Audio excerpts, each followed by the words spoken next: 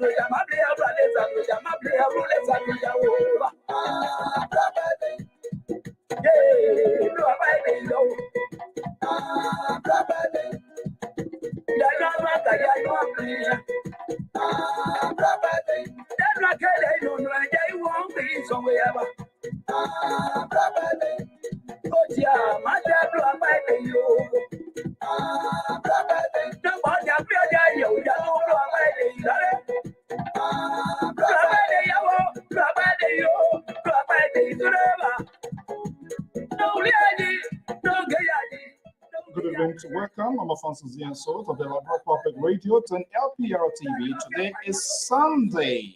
Where are we in this world? Stephen Sly, good to have you here. Wally, MC, Quaid, McCarthy Johnson, Connor Moore, we say happy Sunday.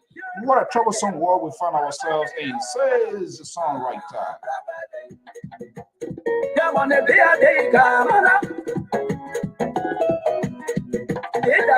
We believe in the culture of Liberia.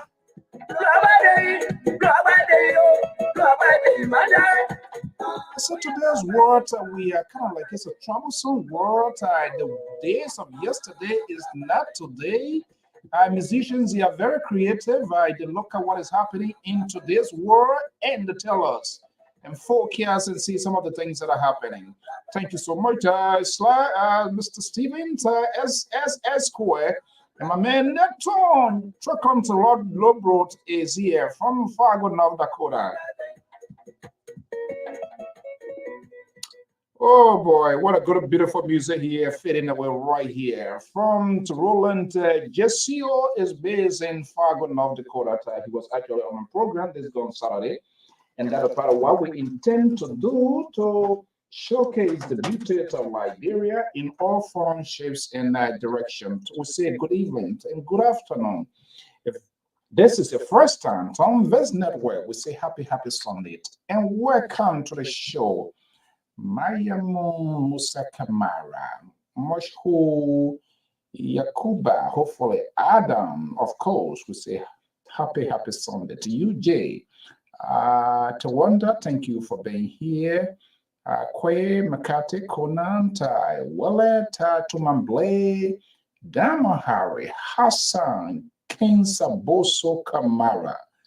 Seriously, Melvin Saliv, Roland Wee, and our own LPR Louis Massacre right there in the nation's capital of Monrovia. Also a big fan. Thank you so much, Louis, for chilling in with us here this evening. Thomas Y, good to have you. And of course, Rebecca Elliott is here.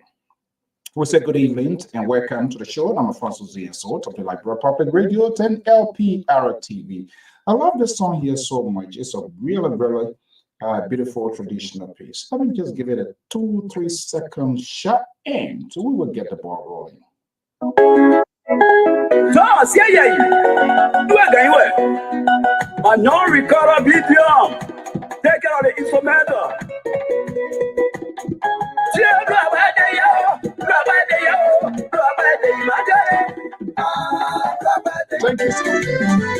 Thank you so much, Jesse. The analysts gradually assembling. It's time for us to attend to the work of the community, of our country in different forms and shape. Remember, LPR is a network that always address issues. Diverse views are always on this network, and that is part of what we're supposed to be doing, and we should do because it's about the country. So we anticipate diverse views. I am Alfonso Zianso. This beautiful Sunday evening here in the East Coast. Time check is 7:12 Eastern Standard Time, right here from the New England Bureau of the Liberia Public Radio. Welcome to the show.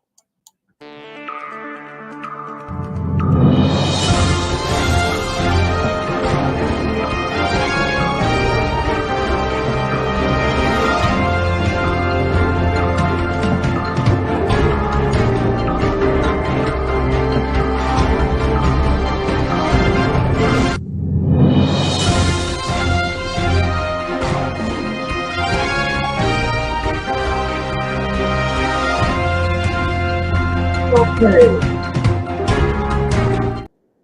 Good evening. So I want to welcome our viewers and listeners across the globe. Thank you for sharing this beautiful Sunday evening with us. Whatever you are, whether it's in the morning or your end, the afternoon, or evening, depending on your location. We say thank you and we say happy Sunday. By the way, how was your Sunday today? How much did you give to the Lord? You use your magnet fingers to find dollar after your fat paycheck during the course of the week, or you pay your tithe. As the man said, who talking whether he did something today? Just round the clock and it's right here because It is the commitment that we signed. We committed of doing this. And it is important because you count on us for us to have this national conversation.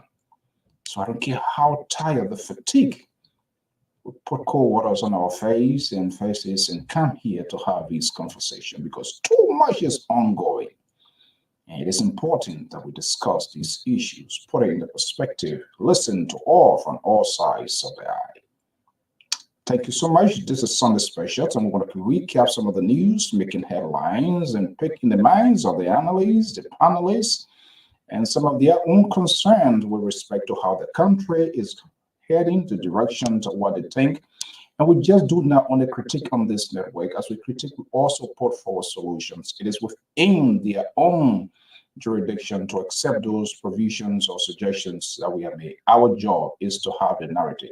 And of course, you here, you also add value to what you do.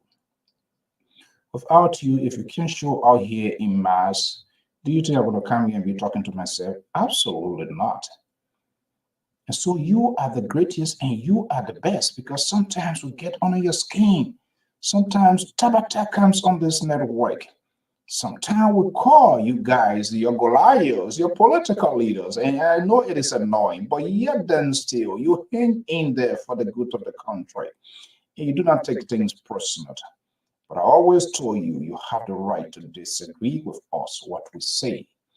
And it's not just only by tweet, but you can also call in and we'll respect your view. We need to have these critical conversations. Welcome to the show. Analysts, they are here already. I'm going to be going to the Garden City. Mr. J. Victor Nangwe is here. He's one of the progressives. You know the history of the progressive, right? But they get some moderate progressive who also they don't just jump into stuff. They give a critical thinking. So let me just go to it and bring in Mr. Nangwe to see how you're doing this Sunday here, and we can go into his playbook, some of the things that he wishes to share with us, and the rest of the audio. Here we have Mr. J. Victor Nangwe. Is that Eugene Nangwe, brother, or which Nangwe? Now listen, and that's right. Good afternoon, good evening, wherever you are. Thank you, Mr. So, for the invitation. I'm glad to be here. Yes, I am calling in from the Garden State, New Jersey. I live in South Jersey. Eugene Nangwe, absolutely not, no relationship. But strangely enough, we're friends on Facebook. I think that's probably the closest connection we have. But you know, the Nangwe name from the Southeast is a common name. I think Mr. Eugene Nangwe may have come from Sino. So I'm from Maryland County. I come from Barobo. Oh, okay. I was kind of mixing it. Oh, yeah. Yeah, the Nangwe from Maryland area too. Okay. Absolutely, yeah. You see, the same type of tower, just telling the audience I am John starting this Tabata here. Okay, well, it doesn't matter, even if you was a brother. I mean, no, absolutely nothing wrong with that. It's just that we're not. That's all. And we can't just put everybody in that basket of deplorable. Saying that crime is not transferable. If my brother commits a crime here, he will be held accountable of his crime, not me. I mean, I will feel the pain because of that relationship, but at the end of the day, it is the Lord that's going to hold him. Except we on the other side of the world, we always think and just random judgments. Okay. Good to have you. We are sorry, but it's part of the commitment. We all agree to have this conversation Sunday, holiday, whatever day. We come here to have this thing. And I think ultimately, let's have a little conversation. Why are we always talking and talking? What are we hoping to achieve, Mr. Well, thank you. We continue to talk, and hopefully our policymakers will listen to some of the things we're saying.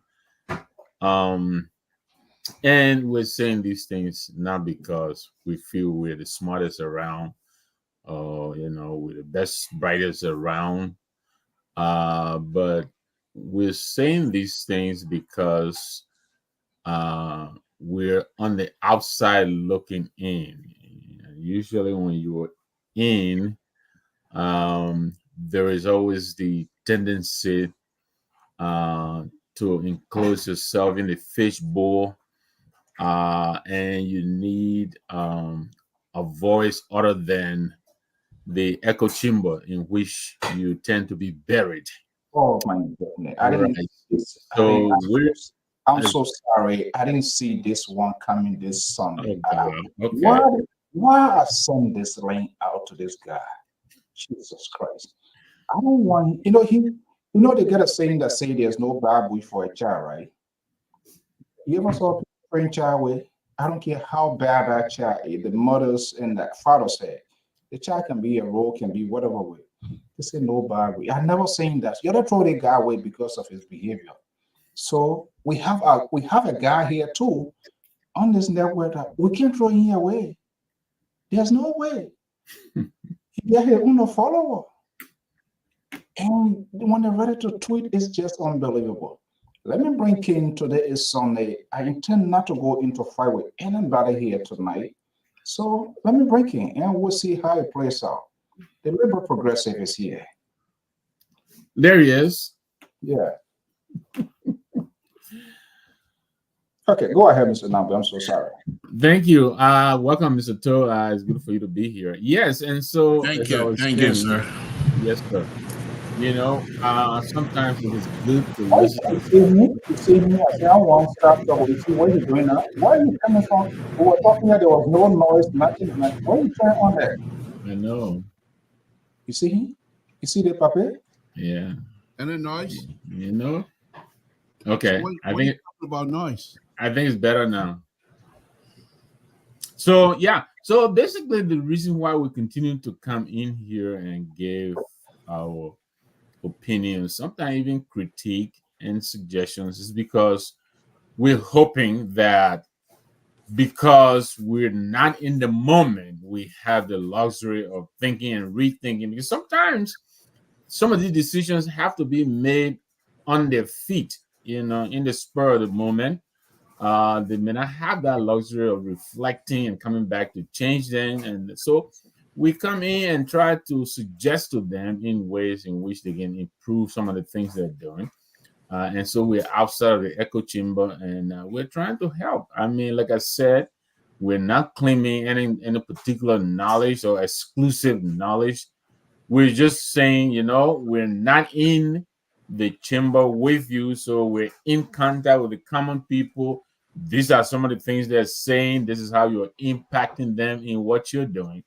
So you need to think about it. And sometimes we even offer some suggestion that may not even be the right solution. But again, hopefully they will consider some of the suggestions that we're making. And this is why we continue to come here and, pontificate and talk to our people. Okay, I just thought that we have this sort of conversations. I will kind of like roll over the same talking point to the Liberal Progressive. The Liberal, happy Sunday. How you doing? Thank you, Mr. So am I audible? Loud and clear. Don't touch anything there again before you start drama. I beg you something. Keep your hand where we can see them. Yes, keep your hand there. No touching anything. No turning left. No turning right. No putting hand on any bottle within your proximity. Perhaps you will slip and then you go to your devices and we will start having. Okay, Liberal, good to have you here. Happy Sunday. How is the Sunday going so far? So far so good. Fatima, good evening to you. You just heard the man is trying to pull handcuff on me here tonight. Put the handcuff on the Liberal, which is not going to work. But I want to thank all of you. Those of you that are listening, thank you very much. So, Mr. Nabwe, thank you very much for having me here. On my plate, on a very serious note, I'm seriously hoping to win the lottery and go around over there in Liberia. To win what? To win the lottery and then put out a candidate. You spend about $1 million, you will win. Mr. So on a very serious note, if this president we have that we have all campaigned for and jubilating when he won and all that kinds of good stuff, if he's not successful, if those insider, those I'm not going to call them sycophant because at this time that's not a word that I want to use, but those insider, those who are seeking their own interest, if they are successful and this president does not succeed in some of the things that he said he wanted to do, that was some of the reason why some of us were so eager and anxious to have him be elected, then I think Liberian diaspora, as the good ambassador of the United States stated the last time, that most of your problems, speaking in Liberia, that most of your problem here in this country usually comes out from the diaspora, specifically in the United States. And I think if this thing doesn't turn out to be good this time around, we should take that statement and weigh it as a badge of honor and organize ourselves and try to tax ourselves. We don't have to have a political leader from the United States. We can pick somebody from there. But that person should be in line with some of the things that we all want in that country. Transparency, accountability. That is the most. And if we can find a leader like that, and if we all can contribute and tax ourselves, heavily tax. I'm not talking about $50, $10. I'm talking 150. I'm talking about maybe 60,000 each. 60,000 what? 60,000 US dollar each. 60,000 US dollar each. Tax each of us. Those who are going to be committed, make that kinds of payment, and come up with maybe $100 million or even million or even $2 million. And that candidate will definitely win the presidencies in Liberia. That's about the only way. Because we'll try everything else. We brought in the economy, the country economy. We didn't get anything. I mean, she took her from a good place, bad place, and put her in a good position. But that was about all. After that, she brought in all her relatives that have no interest about what was happening in the hinterland of Liberia. And we try with President Weah, who is the son of the nation, who is well loved and still loved of the nation by the people of Liberia. And yet still, he was not able to move the needle except for himself and his people. And now here again we have President Bakai. We all know that. But some of us believe that because of his age and the experience, he will be able to lead us. Not necessarily trying to say do this, but lead as a leader that people will follow. And he's still doing that. But most of the people that he gets around him, Mr. Tool, they are not in the interest of the country. And it's very saddening, very, very hurtful to some of us. And I'm just saying on a very serious note, if we're not successful in moving the needle this time in Liberia, then each of us here in the United States and everywhere else should come together with a common purpose and say transparency and accountability. And each person no less than 60,000 United States dollars for the next campaign. You know, if I may comment on that real quickly. I need to get position this. This is a very strange one here this evening. I can't believe what's happening. Yeah, go ahead, Mr. Nam. Yeah, and that container is back on the table with a palm button in it. But anyway, the size is he increased the size. Right. So, but he's onto something, Mr. To is you know, and my numbers here, you know, yeah, I may be, you know, off or so, but it is estimated that there are some 500,000 of us Liberians in this diaspora. If that number is yet to be verified, but we at Yola, you know, we the new team coming in, well, we're getting ready to commission a survey. We want to know exactly, you know, how we were at the embassy this going weekend. We met with Ambassador Jeff Duana. So we're getting ready to commission a survey. We want to know exactly, you know, how many of us are here and in what profession. You know, how many of us are doctors? How many of us are educators? How many of us are engineers? You know, We want to build a consortium of Liberians first and foremost. We also believe that the population here can very well compete with any of the most so-called populated counties in Liberia, the Matsurato, the Nimba, the Bong, with 500,000 population, we think we can put ourselves up against any of those counties. Now, we have the good fortune of not being influenced by the copper rights that is being used to influence most of our compatriots, unfortunately.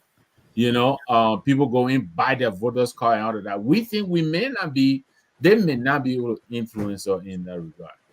I also learned with my brief stage with the union through the VP's office, who for full disclosure is my wife, that in the elections law, there is a provision for us to be able to vote out of country by the 2029 elections.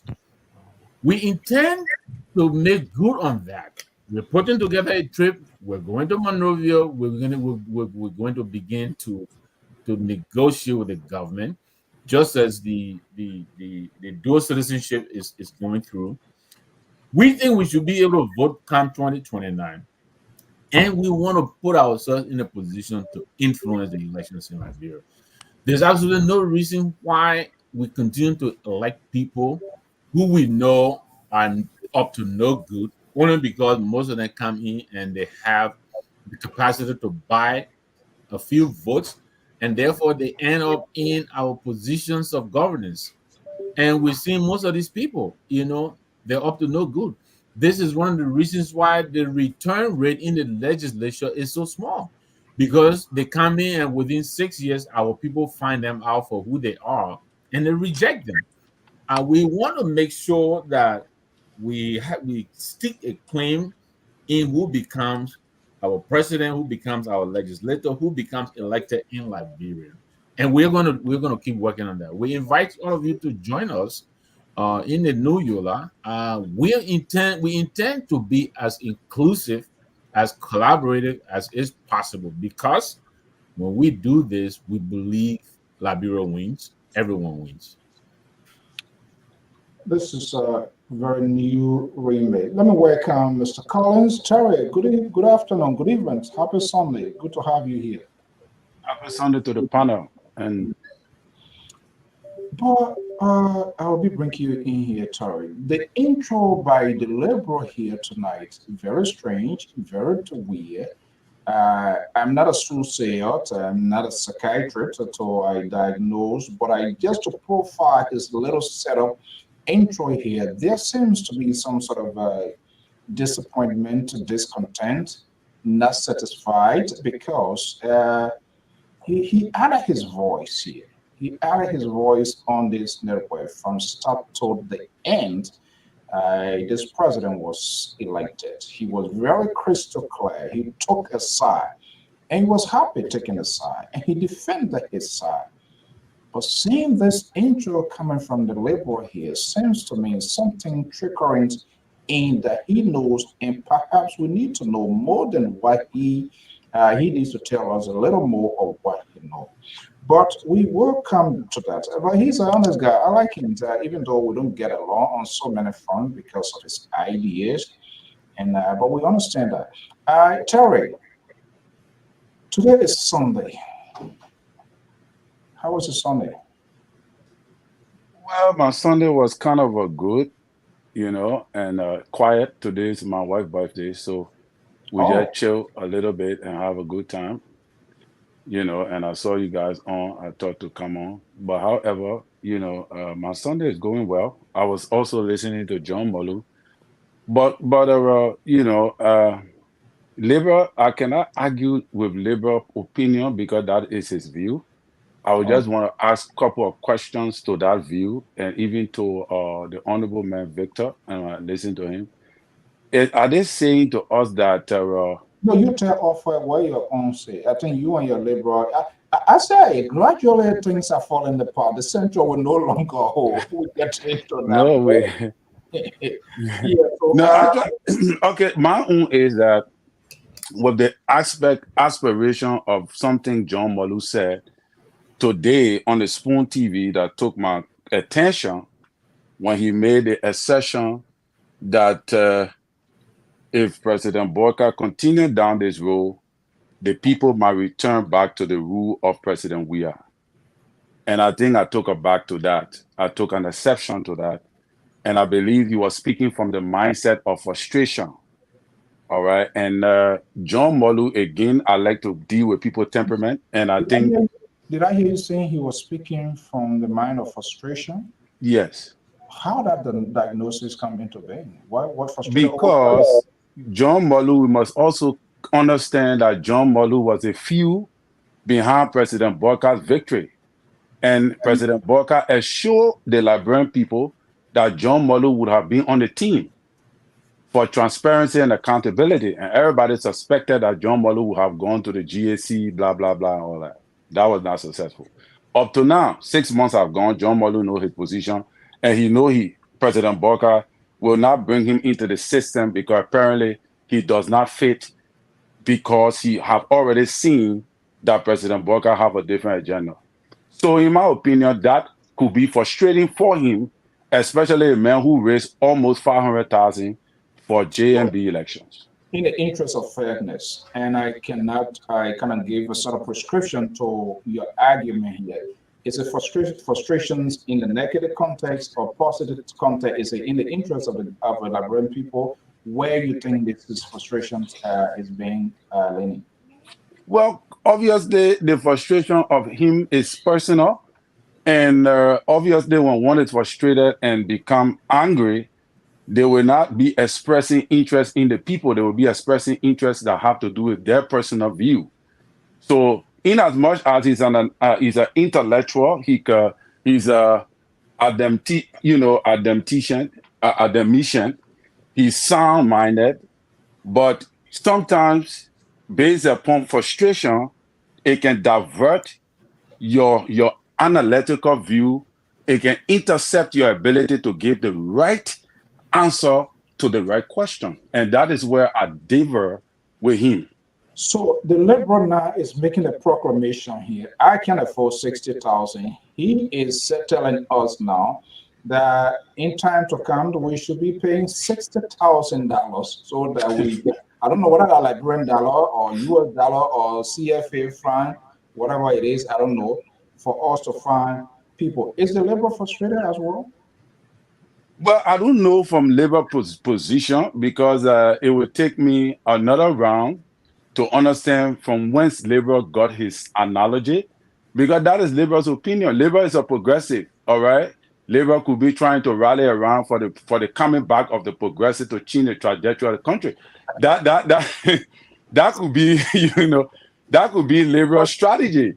I'm not going to argue that. Those that have, but we see Mr. Cummings moving into the arena of the political or stratosphere of Liberia, and he was not successful. The Millionaire was not successful. So how do we think that, gathering a lot of money could change the trajectory of Liberia if we present a candidate to the Liberian people?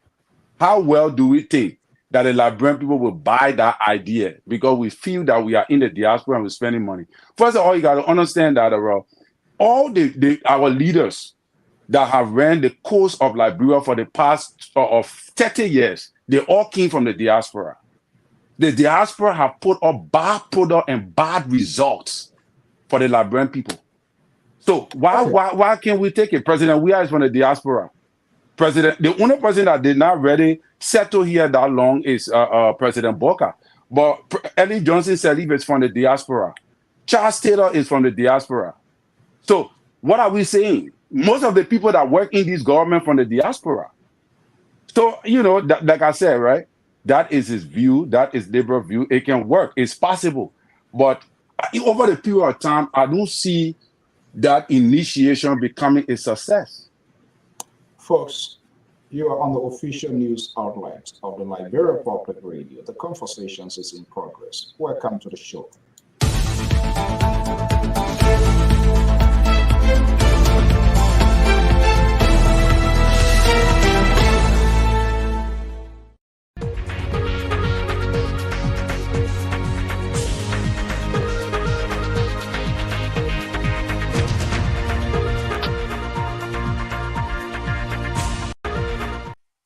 Good afternoon. Today is Sunday, the 9th of June, 2021. The election is about to take place.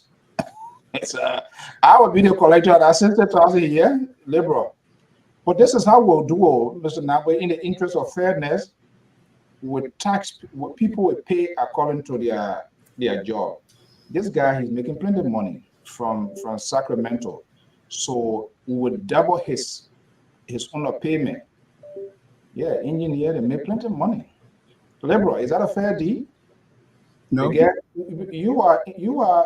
different classes of people here. You know the class you're in. So I'm not going to pay, we are not going to pay the same amount, so don't even go there with us. Let's bring in one of the Weashins. Mr. Wharton Keto is based in Constitution State of Connecticut. What happened to your camera, Josh? We are carrying with him? Oh.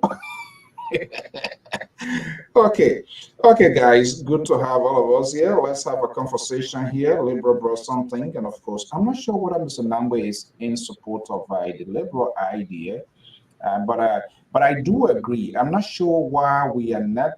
Most of our other African countries, they have those sort of privileges.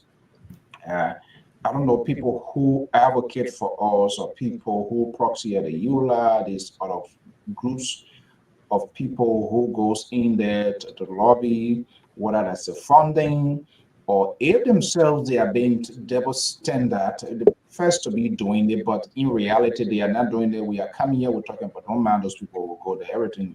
So because politicians, there are a lot of uncertainty in politicians.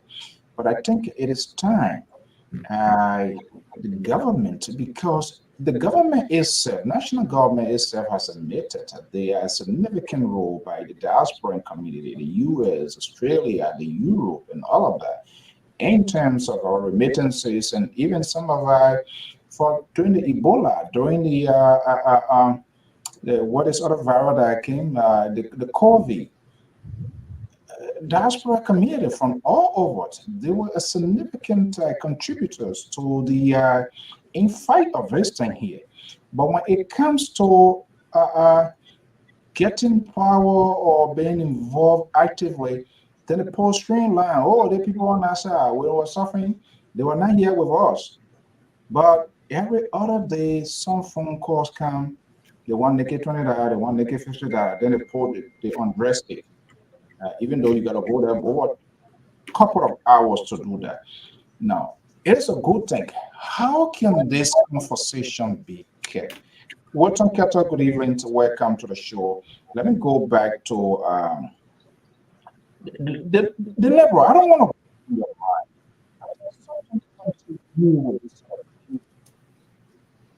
You were not audible. Can you repeat yourself, please? Are you hearing me now? Yes, much better. Okay. I'm asking where this come from today. This is unusual. I'm seeing a different side of you. Is this something that you folk here, as you're saying that we are not saying, and you try to blow this Trump away ahead of the game? Well, Mr. So, thank you for that question. This is not the first time that I have mentioned that here on this platform. I think this is about the third time. But tonight it is stated with seriousness from my perspective. Look, Terry, you're quite correct. We have Liberians leaders in the past, and not just the presidencies, but most of the leadership in Liberia from the diaspora. Some of them spent 10 years or so more here. So yes, I do agree with you. However, I play football, and so when you get on the field, playing another team, you don't just go in there, you go in there with a plan. And then the first 10, 15, 20 minutes, you feel that this strategy that you guys have, you're not crossing the center line. Okay? The coach stands on the sideline and he has a different sets of plays that he will throw in there. It's okay, let's go with this one. And you go with it.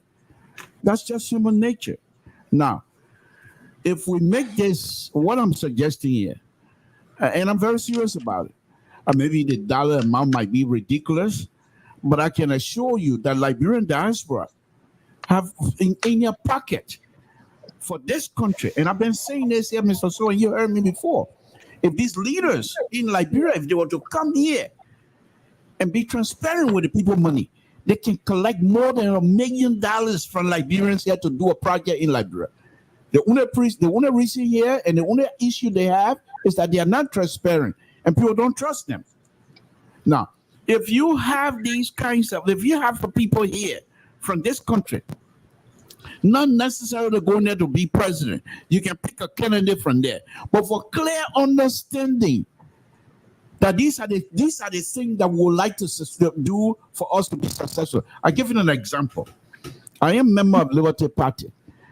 And when Councillor Bronski, I believe, for 2011 election, he asked all of us here as members of Liberty Party in the diaspora to form clusters. But these clusters must be headed, must be specifically tailored towards specific professionals, the doctors, the lawyers, the engineers, and so forth. And he wanted us to put a paper together that when they go to LOFA for their convention, they were going to be able to use those papers as part of their convention platform. And we did that. The amount of information that came out of that, it was unbelievable.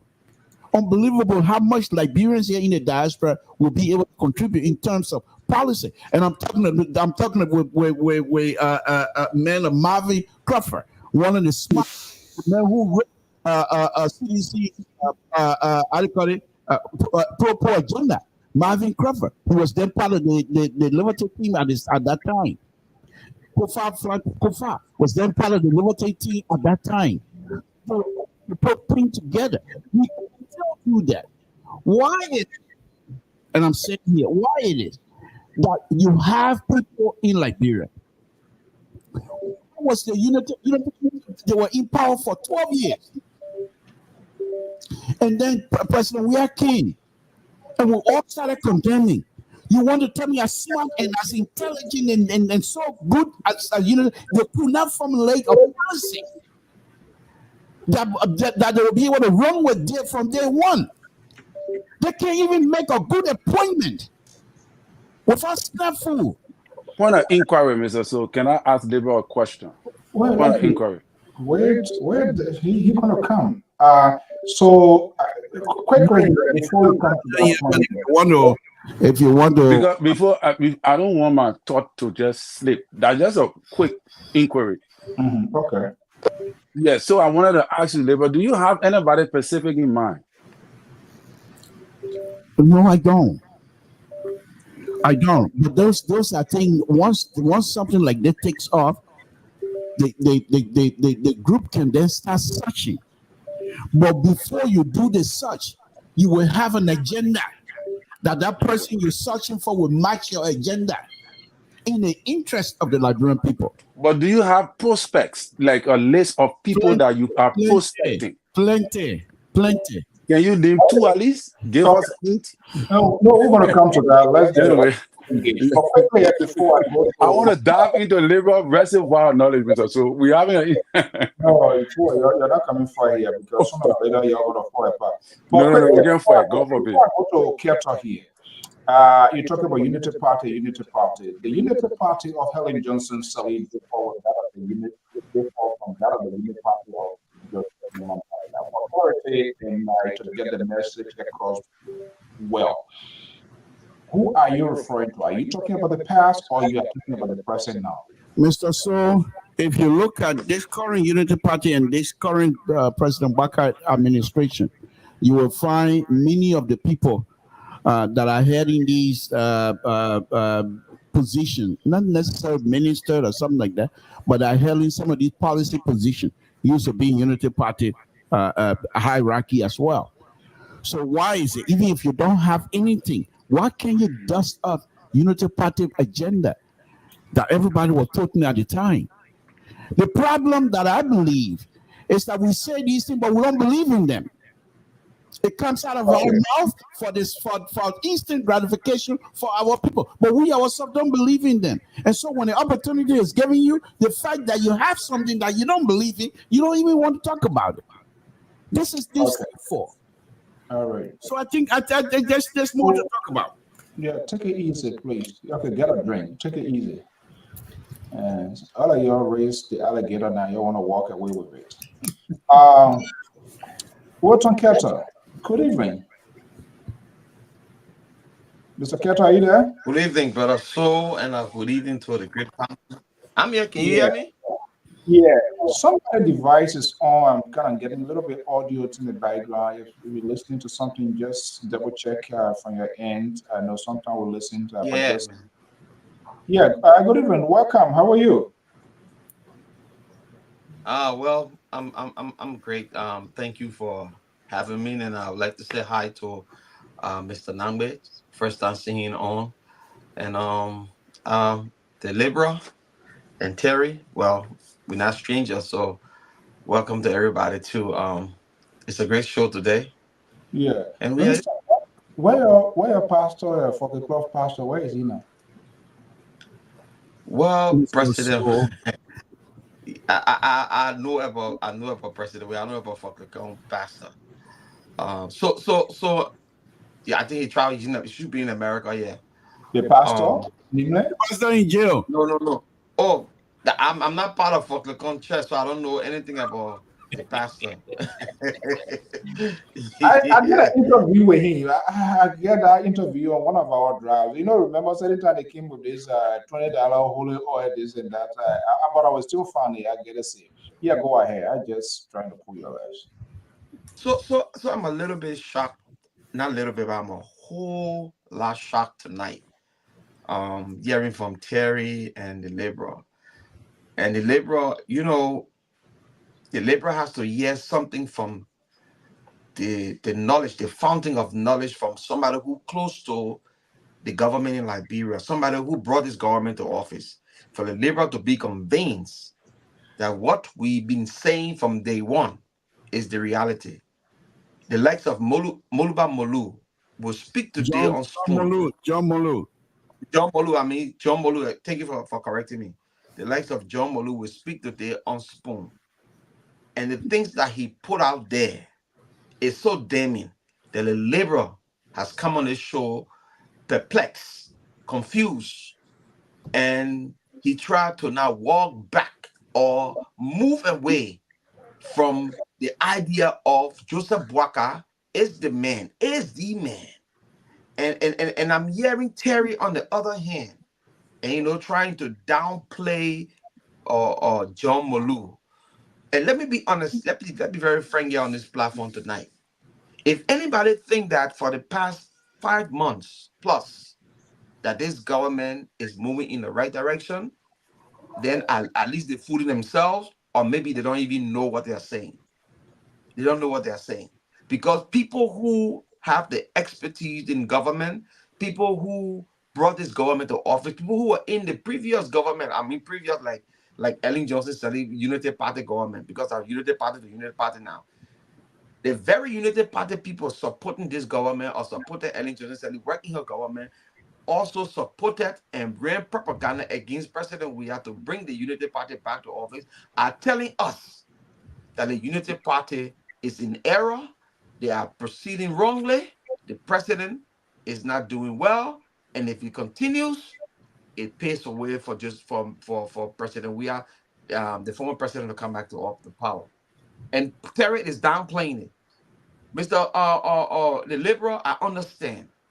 It's frustrating when you sit on this network and you silence people's voices here.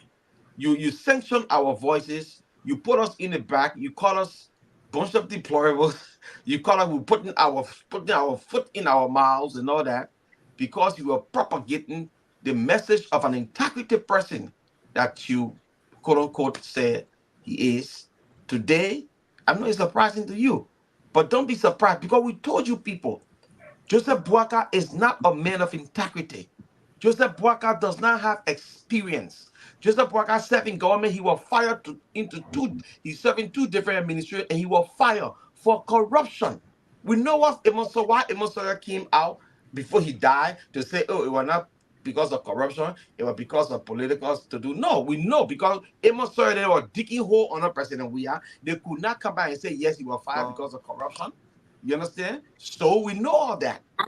But you people continue to push the narrative to Liberian people. Today we have what we have. And it's good that it's not sedition that running up with the narrative. It coming from the horses themselves mouths. And I cannot sit down and say, okay, I will be quiet about it. If John Molu can say it, then I tell you say it is what it is. Okay, let me bring in Mr. Nangwe here. This is a clear indication from what we're talking about right now, based on the liberal proposal. People should pay whatever amount for us to come together. There's going to be a big divide. You listen to Wilton Kettle. Kettle will come back at the liberal. Why are you calling me now to contribute?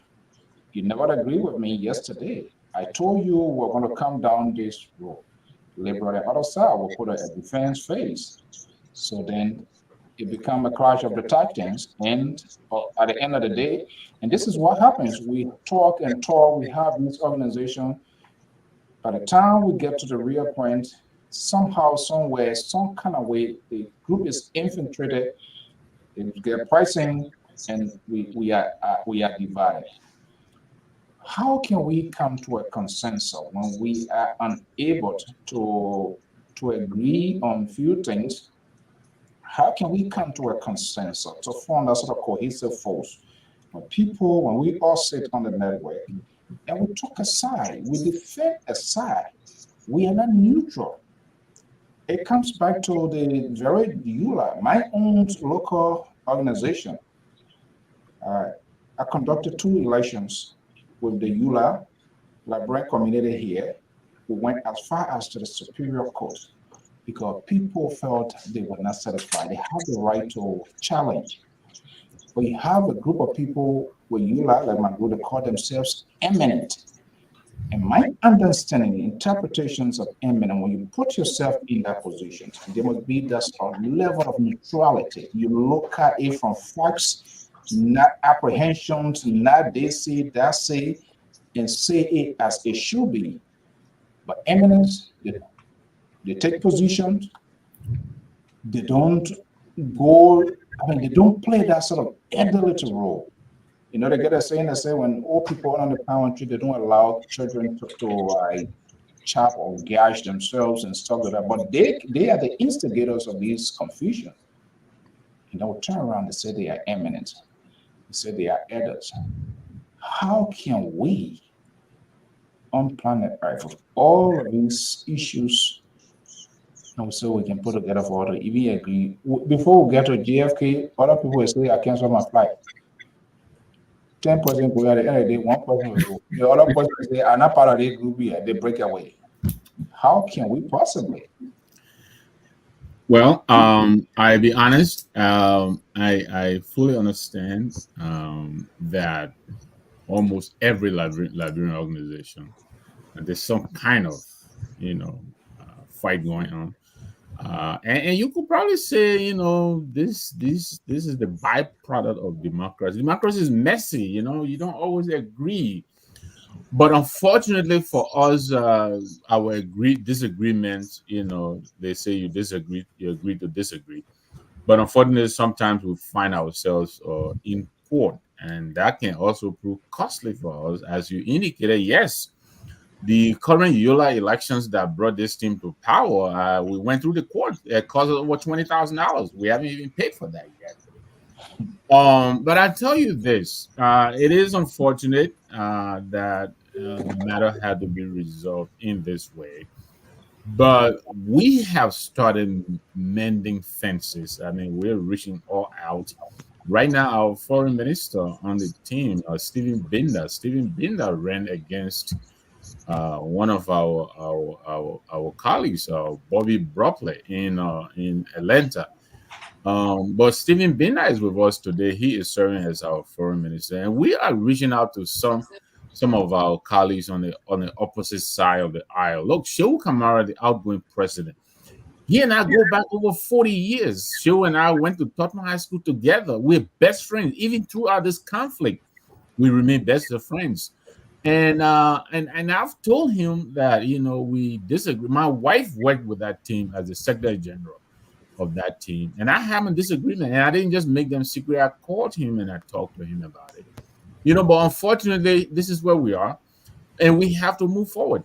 So we're doing the best we can to mend fences. Just this weekend, I put in a call to one of their campaign strategies. We're bringing everybody on board because we believe we do better with stronger together than when we're divided.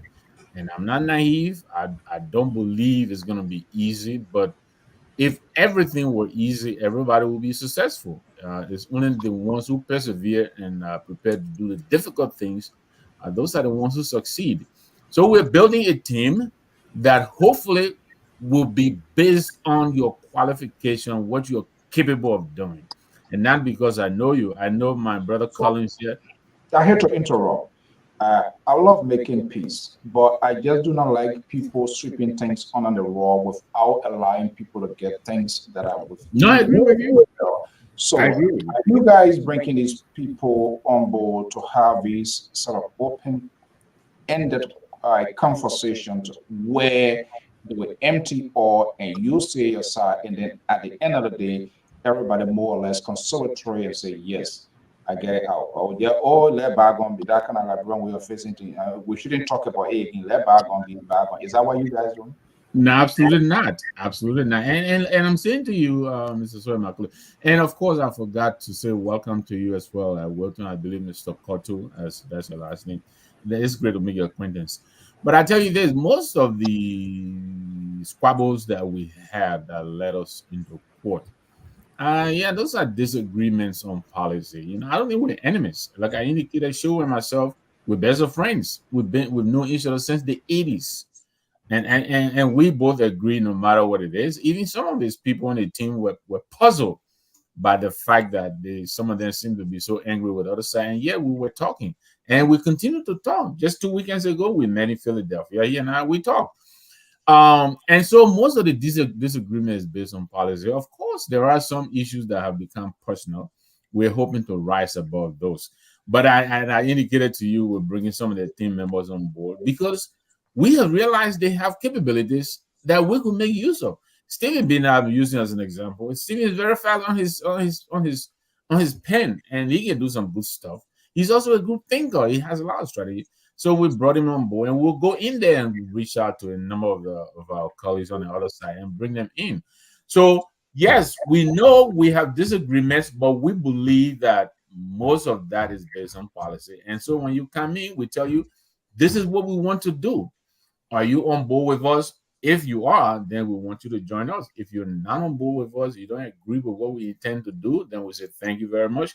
Maybe in another year, if we change policy, you might find our policy more palatable and you can come and join us. But we intend to reach out as far as possible and bring in all of the Liberians who are willing and available under the umbrella, because that's what ULA is, the umbrella organization of all organizations of Liberians in the diaspora. I listened to Mr. To, I don't want to be this long, but he's right. Money is very necessary, but I'm not sure about 60,000. I've heard people do the math here and there. Some of the candidates might have spent upwards of maybe 10 million or maybe less. They are estimated 500,000. Even if you can get 1,000 Liberians to commit $1,000, that's you're talking about probably I believe it's 10 million or so. We can help to influence policies in Liberia. The problem we are having, which Terry I alluded to about people coming from the diaspora, I think most of the problem is the people who are taking from the diaspora are taking based on their proximity or affiliation with the leadership and not based on competence. I mean, we've seen it here. We see what's happening at the LDEA. We have 2-3 very qualified people, but who have character flaws, who are incapable of working together. And so, we will find the best and the brightest and make them available and ask them to come and help our government. If you cannot maintain or you cannot stay the course, you can always get, the president has the right to always reshuffle and go in a different direction.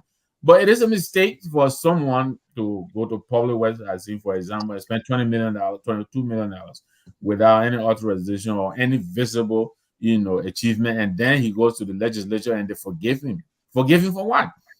After spending 22 million. So those are the kind of things I believe that are hindering and hampering our development. Okay. All right, guys, the conversation is quite fascinating tonight. Terry, so quickly here, I want to pivot, but if you want to deflect, that's okay as well. The president is back in the country, I believe, from South Korea. So one of the things here, been talking to some folks here, I'm wondering, perhaps it's out there. And I know there are a lot of MOU being signed, all of that. And not just only to this government, a lot of other governments. What I'm wondering here, I don't know if the government, if they are going out to these places, because when you go in, you're going to be talking to people, you anticipate, especially the nature of the conference and all of that. You must have a specific, you must have an agenda, you must have a mission, why you go in there, who you want to talk to, why you want to talk to. I'm wondering, do they carry like a proposal?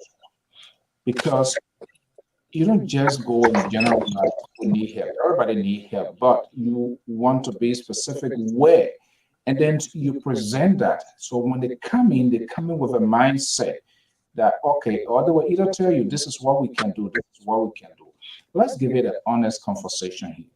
I'm wondering, maybe it's up there and I never had an opportunity to see it. Was there any specific proposal presented to the South Korean government or business that this is where we need help, this is where we need your intervention? Is that something, do you think our government will do that, or they just go and have this open conversation and people say, well, they're going to come? Well, Yes. well, I think President Boca did that. According to him, when I listened to him, he discussed with the president of South Korea, and they agreed that, in the era, they agreed to help in the area of agriculture. I think somebody, if that Keto, you can Yeah, just Qatar, mute. So there is he discussed about the agriculture era, the level of agriculture and all of that. They want to invest in that, but we must I've been understand trying that to fix this my was, network, man. I'm in a terrible background. Where is it coming yeah, from? I Is think that that Keto, yeah, from Keto. okay? Let me just mute his. Let me just mute it. Okay, Qatar. Okay, we're getting some feedback. Keto, I'm I not know trying you are to. weird, you don't want me to talk, but I'm going to talk, Keto. So I know you're trying to deflect me from speaking. Now, I understand that you're trick, but it will not work. Good evening Yeah, to everybody. but How you doing? Mr. Washington, welcome to the show. Thank you, sir. so yeah, Mr. So the old man went on a summit, the first summit Africa, to Mr. discuss Sook, I can't hear Terry. wide Can you range hear of me? issues. Huh? I pray that you mustn't hear me at all, sir. I cannot hear Terry. Can you guys hear me? We We're can hearing hear you. you. Yeah, we can hear you. We You hear just you. want to distract me.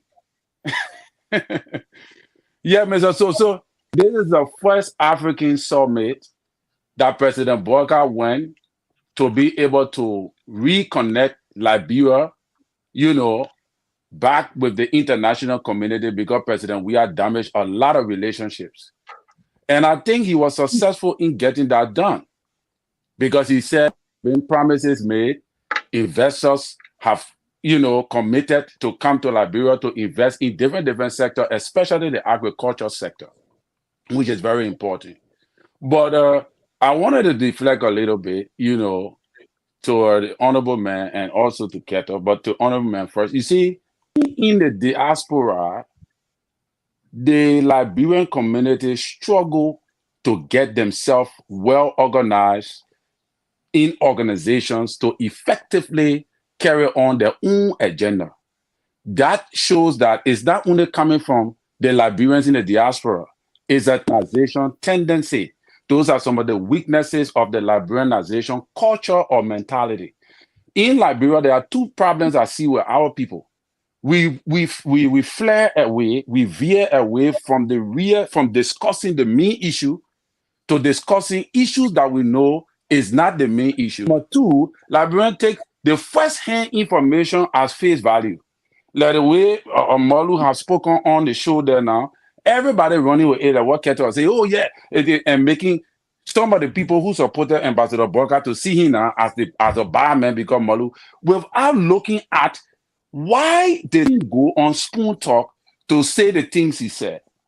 Number one. Number two, what prompted him looking from behind the me issue, his personal feelings, how he felt with everything President Buck. So from that background, you will be able to know that he's anything in the positive direction, major things that will change the trajectory of the that will bring people to terms with understanding the difficulty that President Burger had to deal with. So what I'm saying is that Liberian problem is not competency. Liberia have a lot of competent people been working in government for many years. Liberian problem is to be honest, the inability to carry integrity, to deal with the issue and get the issue done without stealing, without taking a penny for you and your family interests. And that has been our problem, that we have not been able to discuss fully. All right. And that is the reason why we went to war, the fourth war. We are not lacking, Liberia community is not lacking competence. We are not lacking educated people. We are lacking integrity and honesty. In my mind, that is the problem with Liberia. Let me ask you this. Yeah. I didn't listen to much of what Molu said. I just came in when Kev Hassan was talking out of that. So I didn't, but a little bit that I heard. I'm going to ask you this. And I want you to be honest. You seem to be focused on the messenger as opposed to the message. Molu said, the president seemed to have been in charge of vetting and appointments until he appointed this guy as justice. I forgot his name. I forgot his name. When he made that appointment, it angered the rescue team of Rescue Model, Yamli Kanga, or Delo, and the rest of them. And they took over. If you remember, there was a time when the president outsourced the vetting of his appointees to the legislature. The very people who are supposed to also confirm these appointees. And people said, no, you can't do that, Mr. President, because then they will become judge and jury. Molu said that. And we all saw, we lived through that. Are you going to tell me that is not true or not? No, I didn't say, I agree with you. Things Molu said are true. Because you are alleging that Molu came in and made some assertions, and we're not going to take it for, we're just going to take it for what he said. Yeah, but those are just few of the assertions you all learned. But there were some demanding accusations that he made that is traceable to being hurt. And one of them was that the president's signature to the War and Economic Crimes Code was with a cunning intent. That is one. Wherein everybody saw that the president affixed his signature to a valid document. Yeah, no, listen, here is the thing. Even let assume the president's actions are very unprecedented. It went so fast, it went so far. And I listened to part of what he's saying. But here we are. I think this is the problem we have. We kind of like when people say something, and if it is not within our column, then we'll say, well, this person is saying this and saying that. It's the same old thing we talk here. Everybody protect his or her own alligator.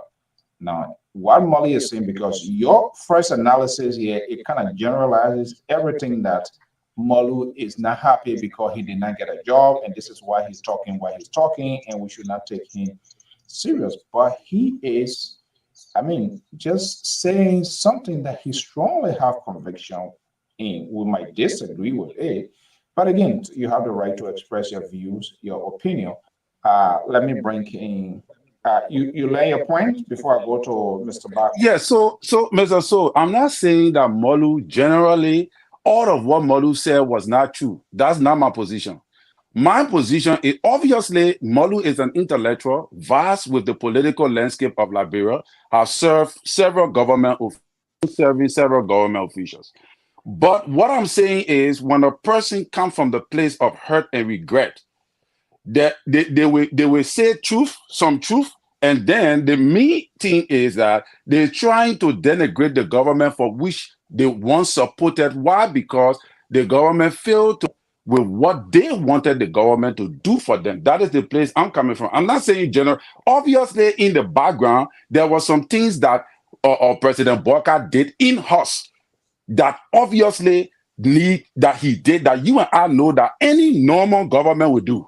like the aspect of what Mr. Victor is saying, because they, appointed people, the rescue train, these were people that facilitated the process. Obviously, they will go in caucus and they will arrange these things. They will go outside the box, the normal procedure, which is normal for any political or African leadership. What I'm saying here is this. There are some things that he said that I was completely off. I'm one of those who, when President Bokar do something that is not in conformity with what is right, I come out and say it. But there were some specific things that Molu said that he, as an intellectual and a sound man, that I was not expecting to say, like what I just said about the World Economic. So do you believe, Mr. So the document that these people affix their signature to, it was Vlad, and that is a what he said on the network there now is tantamount to jeopardize the entire Senate. Because he's saying to the Liberian people that what President Bokar affixed his signature to is not authentic.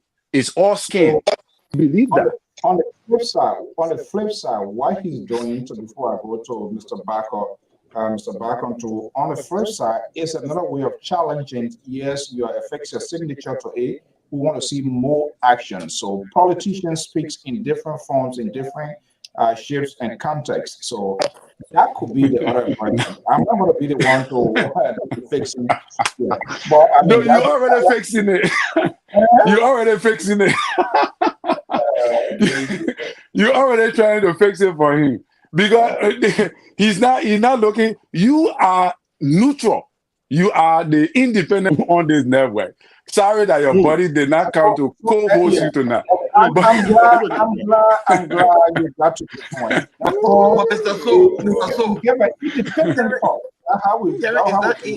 Terry is not in conversation with stakeholders. Molu is in conversation with stakeholders and coming out and speaking out openly. Terry is trying to tell us what he wants us to believe. That Molu. I think Walter Carter is speaking out of order, sir. I'm sorry. There we go. Okay. Thank you, Lebron. The man is talking, but the guy is a wonder guy, so we've got to take it easy. Okay, Mr. Bacon is in the house. Mr. Jared Bacon is a senior security analyst of the Liberian Public Radio and Lpr-Tv. The Washington himself is here. Good evening. Welcome. How you doing, sir? I'm doing excellent. Good. You see, tonight, you and your guy, the guy right over you, so I think more or less your security, everything, you are more protected tonight. You can exchange text messages and all of that now. Welcome to the show. You've been listening, you pause a while, you've been listening to the conversation and all of that. Your guy said he will be paying 70,000. You will be paying 80,000 so that we can have the next president for the Republic of Liberia. The liberal, that's what he said. I'm saying it here publicly. So what's wrong with it? So you agree with him? You want to pay? You rather pay your own? What's wrong with it? You rather pay your own? I said, what's wrong with it? That one I'm asking. I'm the collector. He does it. That means to be the collector. Yeah, I'll pay 70,000. You pay 80,000. That's fantastic. You paying 80. You paying 70. I'm just keeping the money. That's fine. So long. If a B call for somebody to become president, that's great. Okay, great. So I think we're gonna start that process for 2029. But let's get to the point here. Let's look at your photo. There's a wide range of conversations on the ground. How Mr. Namwade, even to the liberal, we should consider pushing to have a conversation with national government for diasporans Liberian community to be heard 2029. Yes, they are giving us one status, but they need to go much further where we can be able to be an in-world influential in terms of the votes and not allowing people just making the decisions and we end up being spectators. And so the question now becomes, how can we come together as a people, as a nation, when we all directly, indirectly take sides? Can we sit together and get this thing sealed up and think it's going to be a smooth one? Well, you see, you can take the cow to the water, but you can't force it to drink. What do I mean by that? The people that are in the diaspora, they already had an influential on the government already in Liberia. It's just a matter of when they go there, how they execute it, that's all. But when it comes to elections, who made the more financial contribution? We that in the diaspora. When it comes to the economy of Liberia, who made the contribution? We that in the diaspora. The places the government cannot reach, we are there because we're sending money to our brothers and sisters, our auntie, uncle, paying the tuition and things like that. If we start sending money to Liberia, I'm sorry, any government that in power, it will be weak. So it is about time that we in the diaspora say this is what we want, or this is going to be our impact. But I said it on the show before, and our exercise, because of my point of view, Oh God. the Red Wing, they are dictating to the people in Liberia that we think that we come from here, and we think we are the Superman, and which of course that's not what we're saying. But based upon our experience, based upon our ethics, working ethics, and we had a bad experience to be able to make contribution to our society in Liberia.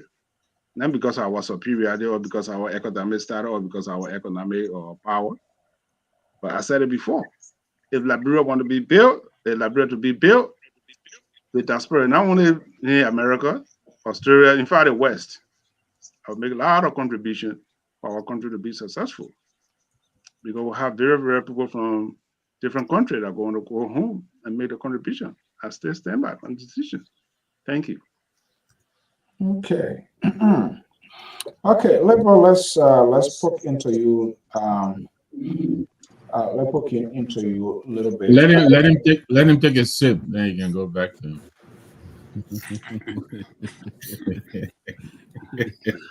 Are you okay, Liberal? Yes, I'm okay. Okay, very good. Yeah, we want to make sure that everything is okay. So, Mr. So, I just want to take a few minutes here to remind my colleague, Walter Carter, the only reason why I did not interrupt his Tabata, because I think tonight is a very special show that we're going to have some serious conversation. But this is why I always say, and I will continue to say, that CDC and sedition like to put their foot in your mouth. And here's one of the reasons. On a very serious note, CDC is well known for taking good bread from their own table and throwing it away. You know, for example, there's some serious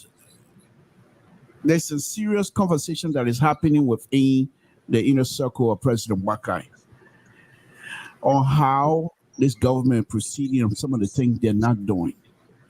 Instead of CDC and sedition to just sit down and watch, they're going to interject themselves.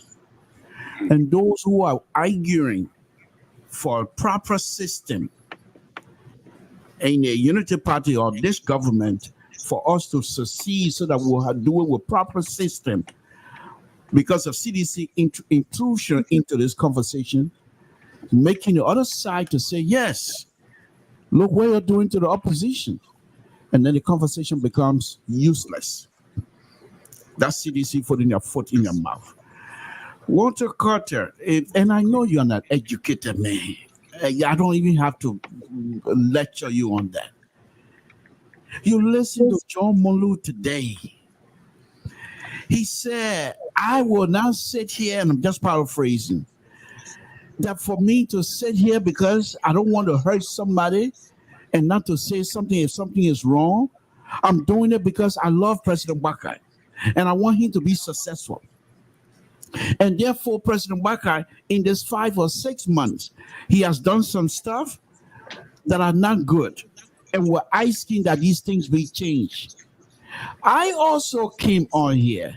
I said, if President Wakai failed because of the insider, then we ourselves need to take something onto our hands and do what we have to do.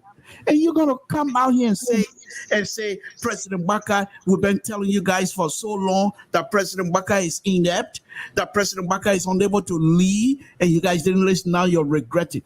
You see, put your own foot in your mouth again tonight. Nobody is regretting nothing. What you're saying, this is why you guys were so inept. CDC and the sedition. You guys were so inept, you were unable to be truthful to yourself. You are unable to be truthful to the country. That's why we whoop you. That's why we kick you out. Look, Walter Carter, you and your kind were not able to tell President what was wrong. That's the difference. We support President Bakai, but if we see something that is not right or not in the interest of the people, we will say so that our Father can make correction. If so need be. We're not going to be silent. So you coming out here and try to fighting us, intimidate, it won't work. Not especially with this liberal. You know me. And so when I come on and run my show and you guys coming up with your CD, then I say, I got Chinese phone that can go off because my Chinese phone will not work for you. So you can say whatever you want. You want them to call me trying to silence you? I silence you for a reason because you guys talking tabata. Hey, bro. You want to respond to him? I'll respond to the labor, and I'm gonna respond to the labor based on the issue that one of the architects, John Malou, put out today in the space, in our political space, in the international space. This John Malou man, he's just not an ordinary man when it comes to this government and when it comes to Liberia. So when the Liberal came on, everybody saw the perplexity in the Liberal speech, the confusion. Everybody saw it. The frustration, everybody saw it. And then they also saw Terry try to demean. At this point, I will ask you to please give an example so that the audience that are just joining will follow you. That's how you do the debate. Not the CDC type debate. Sour. Nobody's souring nothing here for you tonight. So John Malou. You're not recognized. You are interrupting liberal. So John Malou put out serious allegation against Joseph Boakai, incompetence. One with his chief of staff, he put that out. The appointment of people in government, he also put that out of vetting people who he brought, and he said, being Joseph Boakai, they carry this narrative that Joseph Boakai was the most experienced person in the country when it came to our election. Joseph Boakai said they were going to get the ball rolling on day one. Day one. And nothing of such happened. Nothing. It had been misstep upon misstep upon misstep upon misstep. He said, if they continue in this direction, they're paving the way for president. We have to come back 2029. And even Mr. Witherspoon could not even believe that it came from out of the mouth of somebody who supported this man, who brought this man to power. And I heard the Liberal on this network downplaying everybody talk about Joseph Boakai, promoting him. Today he come here with a different tone, and then when we talk, he won't come back at us. The fact of the matter, Liberal, right now you should be talking to Mr. Malou, one of the person you admire. I know you can never on this platform say what Mr. Malou said was lie or he didn't tell the truth. Like Terry tried to insinuate on this network. And I see Mr. Bacon saying hallelujah on the end when the Liberal was speaking. Mr. Bacon, right now, you people are stop looking for a complice, man. Oh my God. Terry, guys, to the issue. Let's take a quick break and we'll be right back. Let's take a quick break. We'll be right back. Okay. Life is a journey, and as you travel down the line, you may remember something, the joy and tragedy in a story manner. I'd like to remember that at one point of my life, growing up was very, very difficult for me as a child. The Liberia Public Radio gives you the opportunity in a live interview to express your past. In this program, I Remembered. I remember, and I will never forget my day of salvation.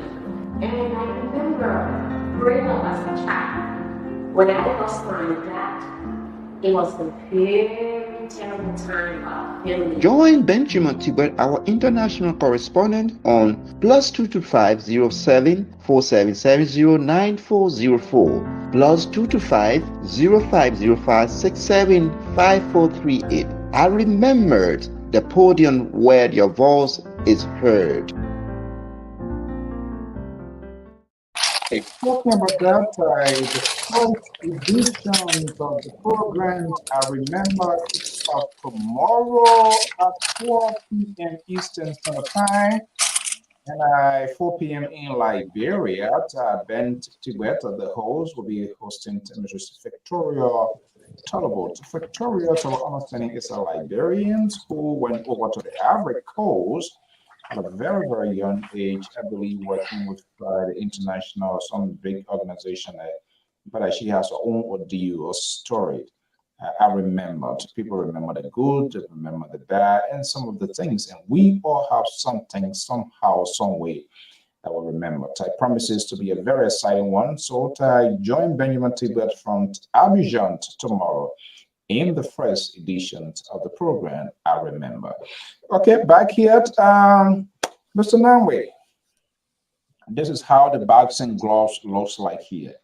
The Lpr and his folks, they always come back at people, they and Keto. St. Keto said he transformed to join independent wing of his network, which Bako on the other side in his own word call us the right wing.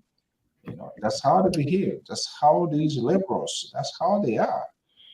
And all of these seeds of aggressions is being sold by the liberal. But we deal with it. But on a serious note, and I know you say you didn't listen to it, but this is where the conversation becomes kind of a little bit dicey and difficult, because once we hear voices or tone or language that does not suit our taste, we kind of like slash it and just catch the whole thing and create a remix of the tone. You saw the defense line or own Terry Collins. I'm not sure whether the Liberal is in line with that. They're kind of being cutting, keeping distance with one another of lately here. But I think so it makes it difficult, even when someone is in the system and the system seems not to be working right, and this person wants to stand up for a cause. The possibility of accommodating that voice is very, very, very slim and difficult. So as the result, people within the system want to fight against you and kick you out because it will be saying like he is now one of us. He's the Judah in this group. Well, thank you, Mr. So. And again, I want to agree with the Liberal and Mr. Bachman here that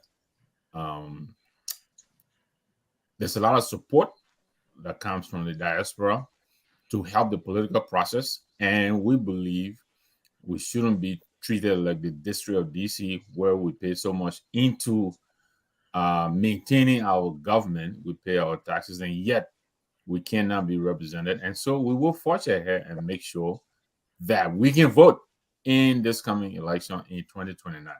But coming back to Mr. Collins, it is going to be a difficult moving target for them to find people to blame, because the blames are coming. I mean, the talk is coming from all over.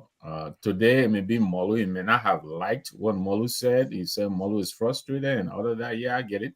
But what about Amara Khan? Amara Khan is still in the government. He writes every day. Amra Khan talks every day about the pitfalls and the mistakes that this government continues to make. Ibrahim Dara's Dillon is in the government. He's a rescue senator. They have all expressed their frustration, their disappointment in the way they are proceeding.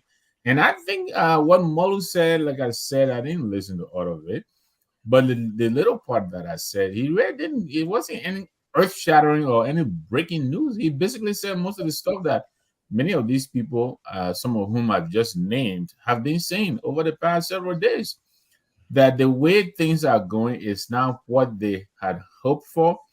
There's a need to turn things around. You know, look, the president left here. He has been to Ghana. He has been to Guinea-Bissau. He has been to the States. You know, he has been to, I believe, Ivory Coast.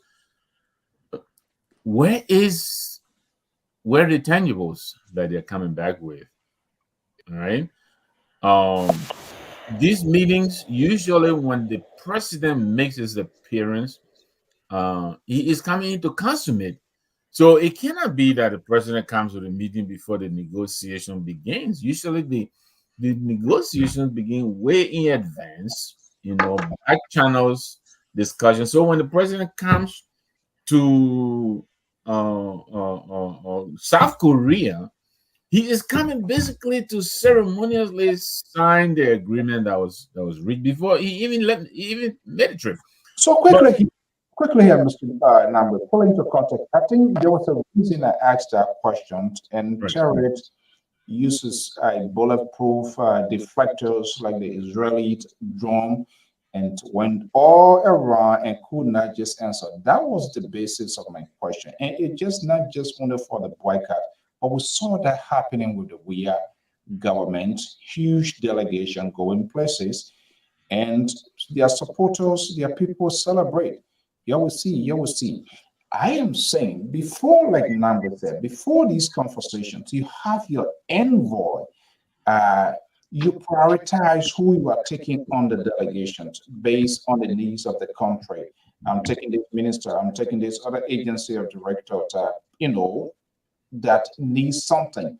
And when you go into these sort of conferences or meetings, you must not just having a conversation with them and say they're going to follow.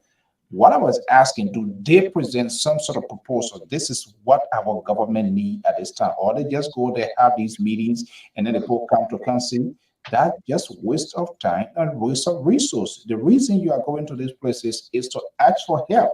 And so if you are going places like South Korea, you're going to visit something, you earmark something and draw out a plan, a strategic plan, and put it to them. And they will say, okay, we can do this, we can do this, not just to go and sound. We've long been sounding now. We want something to be effective into action. And I think that's the point I was talking. And I guess that's where Mr. Nambi is going to. And of course, and you're quite right, Mr. So. If you go to say a summit, right? A summit is almost like we have here, we call a trade fair, or a trade show, or whatever. You are actually going in to make a pitch to sell your what you have that is attractive, that will attract investors to your country.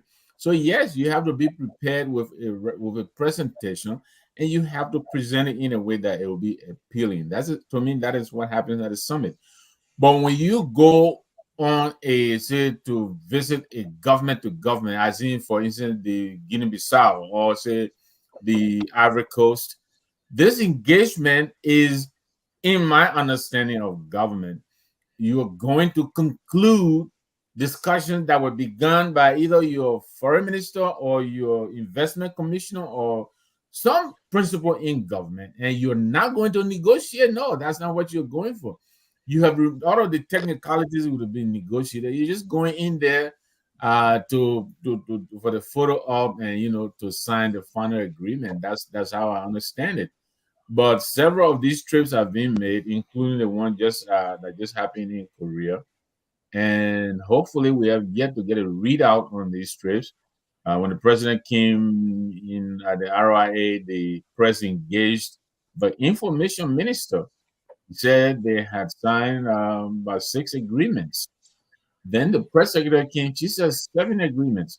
Then the president came. He said nothing specific. We didn't sign anything. We talked about education, scholarship here and there, agriculture, and so who are we going to believe?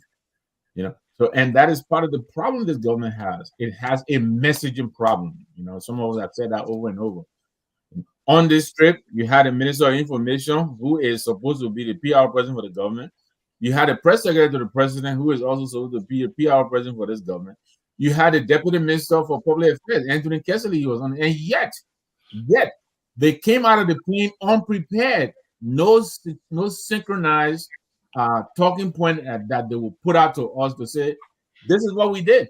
It doesn't take a lot. Just sit on the plane and type to your colleagues, okay, guys, we're going to be getting down. The press is going to be coming.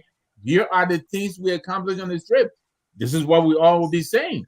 That has not happened on several of these trips. They come back. We don't get anything. We haven't heard what the president did in Guinea-Bissau. We haven't heard what he did in Ghana, what he did in Africa. No, we haven't heard any of these. But every time they go, there is a delegation that goes, and this delegation is paid for by the government of Liberia. Simple, incoherent message, and let me count it. Right now, we're hearing, Kessler. We know Kessler. You know your Kessler from the same Cardinal Award. These are controlling.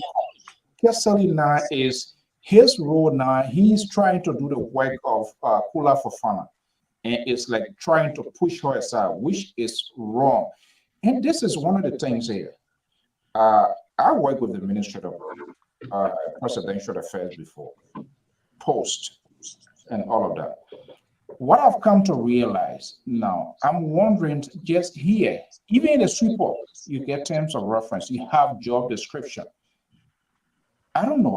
I don't know if it is there, and if it's there, what has been to really follow, because people, places that they have no business of poking in, doing their work, they try to do other people's work, or they try to overshadow other people because of their proximity with authority. That is bad. Kessler, you saw the statement he issued. That statement calling for the suspensions of the LDEA officials, it should be coming from the presidential press secretary. The reason you see the presidential press secretary speaking, because this country, they don't have information minister. He is a deputy minister, for God's sake, for public affairs, and he's trying, and not even trying, he's literally doing the work of the presidential press secretary.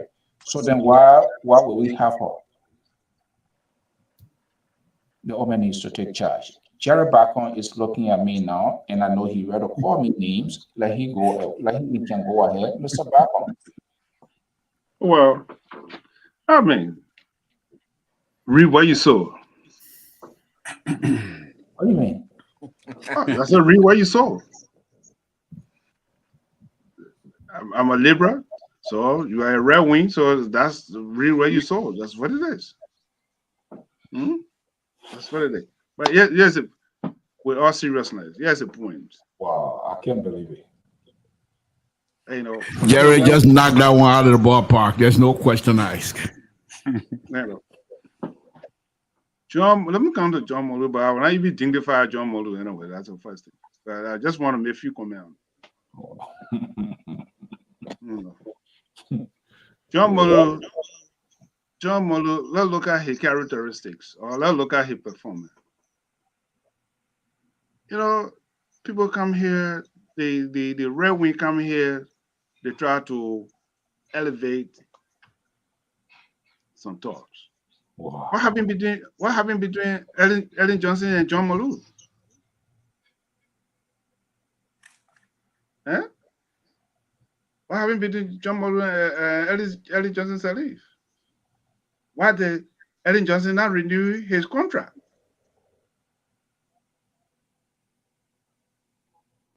So now, hold on. He made significant contribution. He raised a lot of funds for Mr. Boakai during the election on Spoon TV, which of course I'm admire him. But you see, when you why you admire him? I admire him because he raised money. I just said it. But look at hip hop. Hey, money. Hey, money.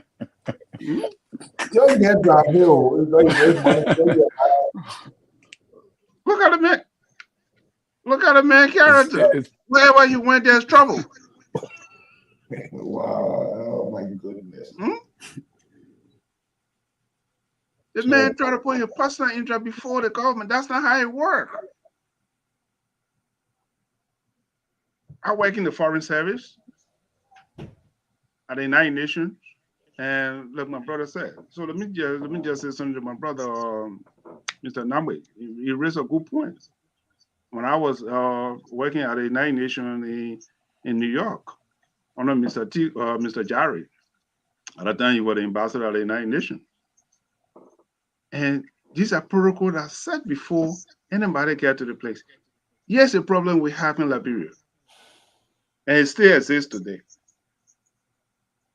We do not do a follow-up after the trip. Who we met with, who we talk to, and these people to do a follow-up. That's a system that we don't have in our country today, and it is still hurting us. For the time I was in the service, people come, yeah, we make all the arrangement. Is it there today? That's what I just said.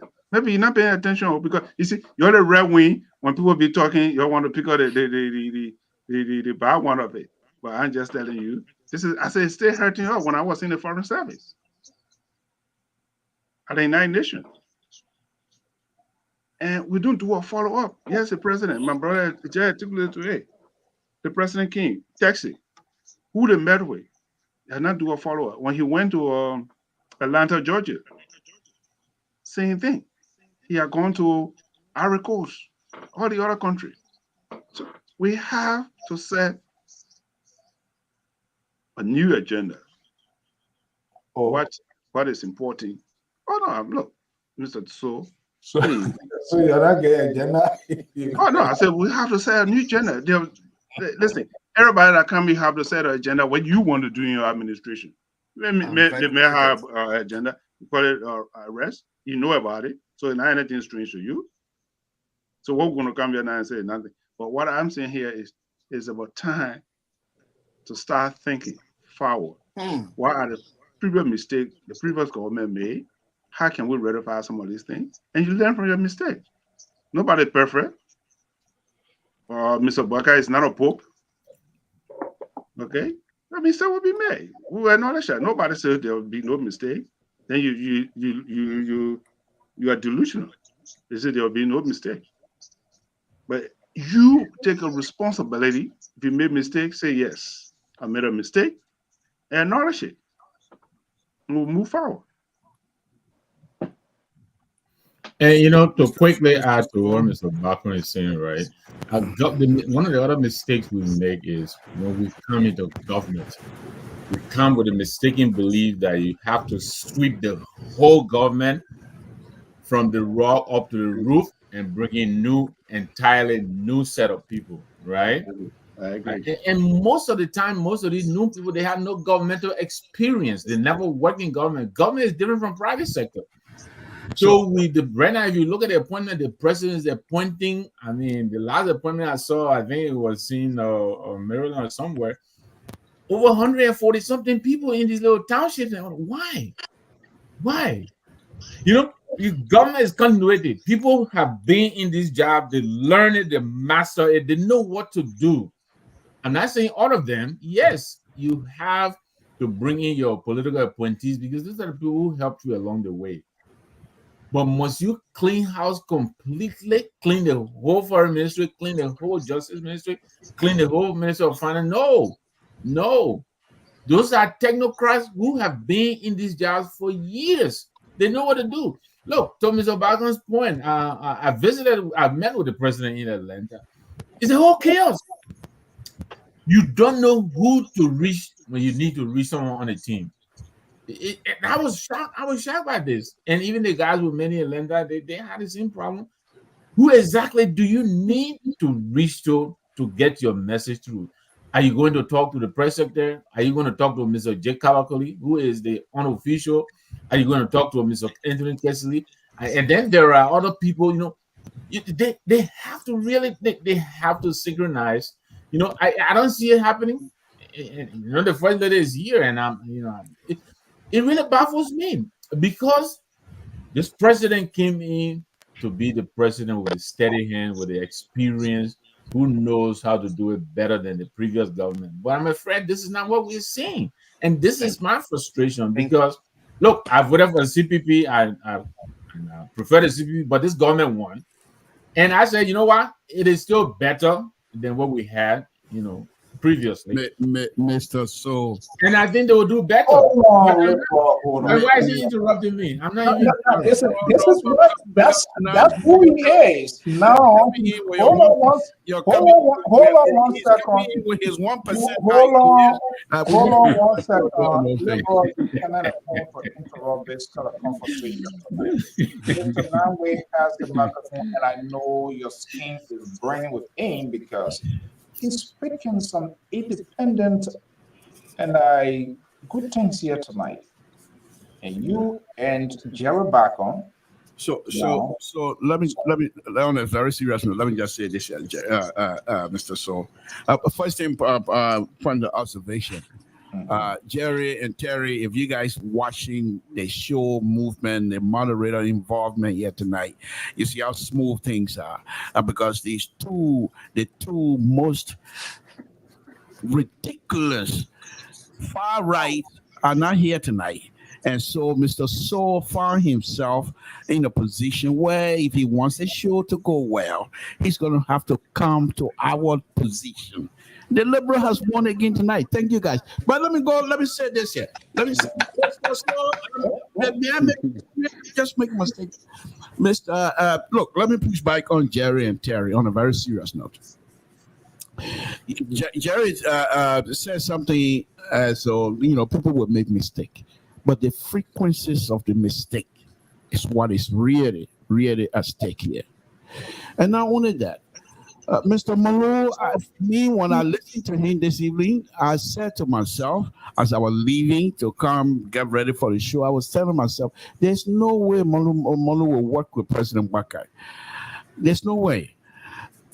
Because Malu, first of all, he doesn't pull punches, but he doesn't know when to throw the punches, as far as I'm concerned as well. But we cannot guard the message and try to wrap the message around the messenger who his procedures of delivering the message is not what we like. What Malu is saying, we have to watch that. And I truly believe that if this type of misstep, the frequencies of the mistakes, and Walter Cottage, you can look, I am not coming your way. The frequencies of the mistake, if it's continuing like this, President Baka President, we are most likely if you see re-election, he will win. However, President not win.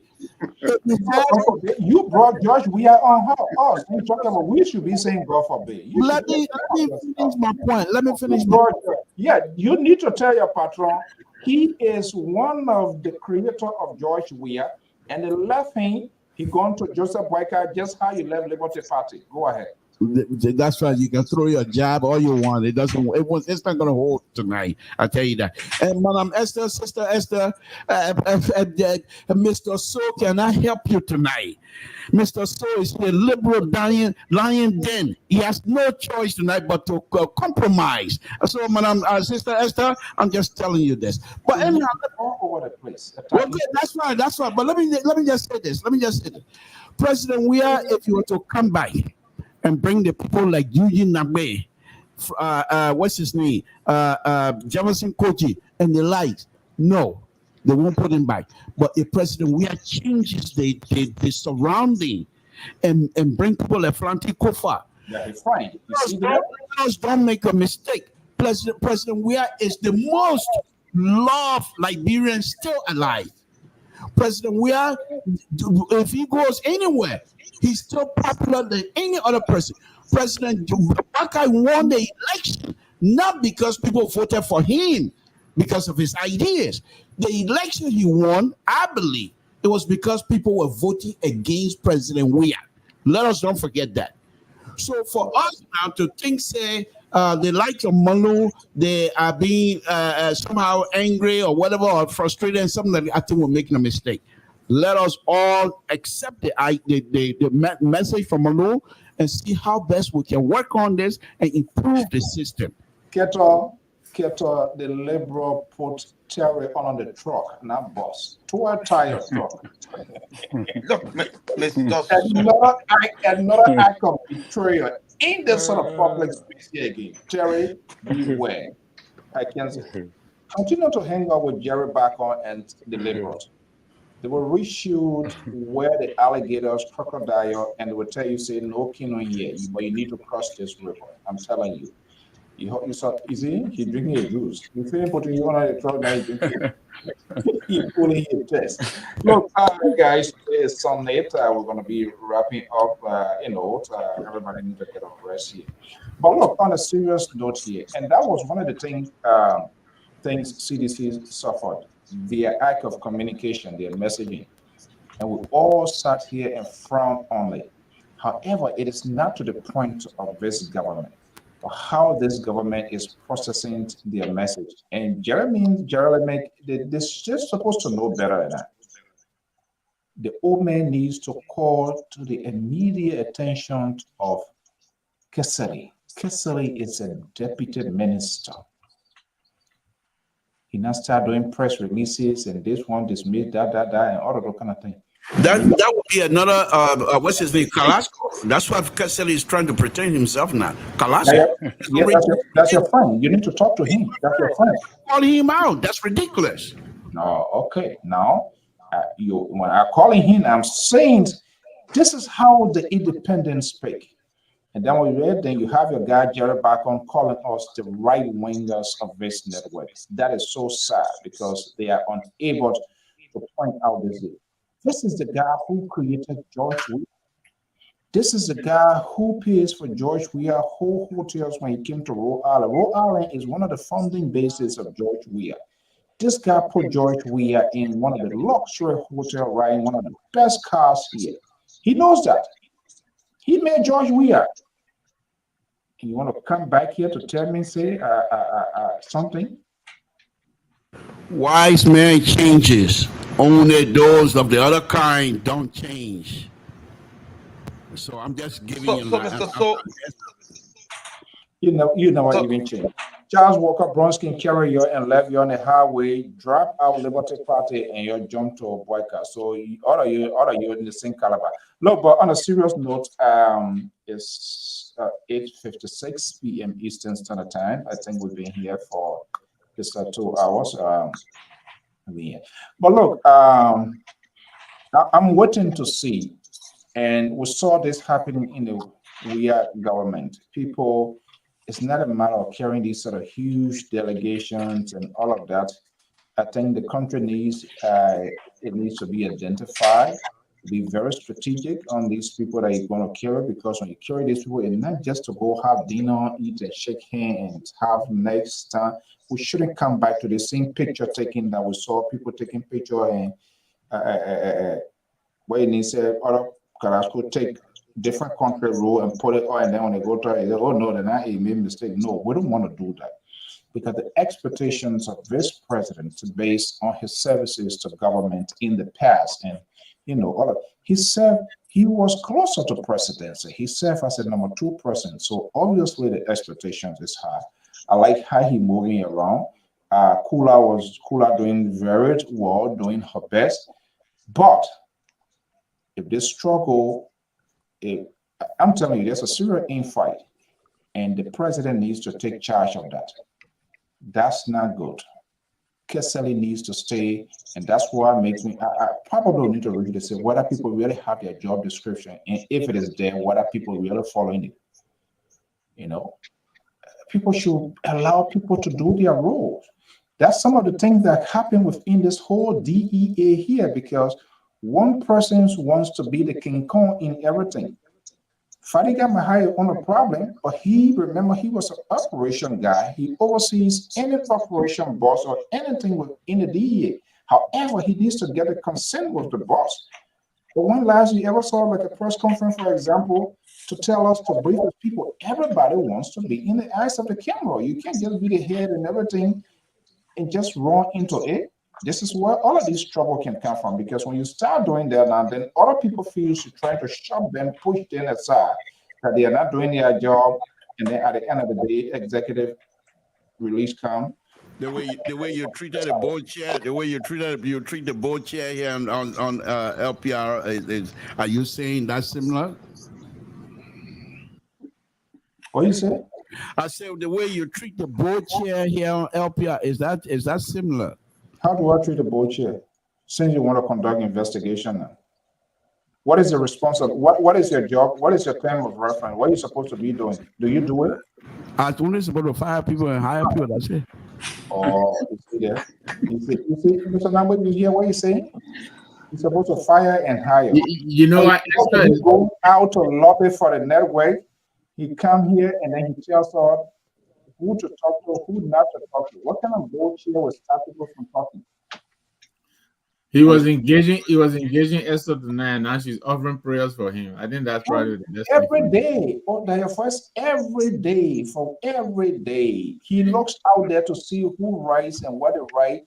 As long as it's not in your favor, when you see him looking, taking a drink, then he try to kind of contain himself every day. But anyway, guys, Esther said Esther not even playing him anyway. They know who he is. They know him.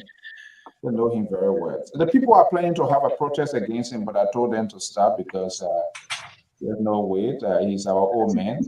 No Bible for a child. Who will deal with him? Then, sadly, he added bridge over troubled water by bringing in Jerry Bacon, who is more ridiculous than him. So, when we throw all of these people, we can throw them. We need their voices. We're talking about Liberia. It's not about me, you know. You see what he did to Terry again tonight in this public space. You heard what Kia your network your network is coming to raise the next president, right? So you gotta have. But Terry, you heard what Kia said tonight. He said he came on Spoon to save the network. Jerry, Terry, and I were here as a counterweight to these ridiculous. Fox News type people we have here. We are the counterweight. So you might not like her, but we will be truthful with you, and we would let you have the truth. I mean, but you conservative usually don't like the truth. But Terry and you conservative, you dignify and then you are red wing. That's red wing. Okay, sorry. Sorry. Sometimes you disagree with us. I really don't understand what these gentlemen have against you, Mr. So I'm shocked. Don't be too shy, Mr. 1%. Don't be too shy. Don't be too shy. Don't be too shy, Mr. 1%. You welcome you here. You know, the guy saying that say black monkey never leave their black hands. This is that guy for some reason, for whatever reason, he gets to be called out as he is. Then when he finish, but what I'm going to do, I have his recording with he and Jerry Bacon confessing behind. Those are liquor talk. You can't come in and play those kind of things. Those are liquor talk, Mr. So you know they don't hold no water. So you see, he got a supporter. Let me come to trouble about what I want to. She fooled me too. I thought she was in my space. You see what she writing? Esther Clark. These are Labour followers. These are Labour fans. But I was so supporter. You see, we always start trouble. But anyway. But we enjoy them. The good thing is when they're having these interactions, civility is maintained, respect one another and stuff. But guys, we are about to go home here. So how long will we get to know Joseph Boyka return from Seoul? What will we get with these sort of mixed signals, communications, information, sharing is bad. It's bad. They need to put it together. Hey, the Minister of Information went, then perhaps he should oversees the breakdown of the government achievement. But when you say something presidential, person saying, and then the overall saying again, c'est pas bon that. But Mr. So what did do you see that is misinformation you guys want to give the overall said people asking, is there any 38 million that was signed? He said no. He addressed the. Terry, don't do this. Don't do this. I understand the overall. So, what is the role of the Minister of Information? So information, but the people just arrived. We gotta wait for Monday. You see. Look, the people just arrived. We gotta wait Monday. The information minister will give you full details as to the president visit. The president, who finger here through to speak. But he spoke to what was to what is happening. He didn't go into details. It's not a matter of giving the detail. The information he put out there was wrong. And we must have made this thing. And this is where our people, even when a media person asks you a question, whether you and the president slept in the same bed or whatever it is, if you are not sure, you have to get a consent of your boss. If you are not sure, you tell the people, I will get back to you. Nothing wrong with that. Media personnel will always push you, paraphrase, go and come back. Because you do not want to be, you don't want to be a government of a damage control, always fixing something.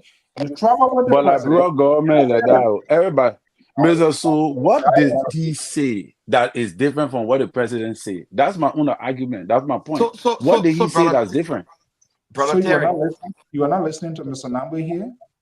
Mr. Nangbe said he was all over the place. He said the other person said 7. I mean, the press secretary said 7. I was all over the place.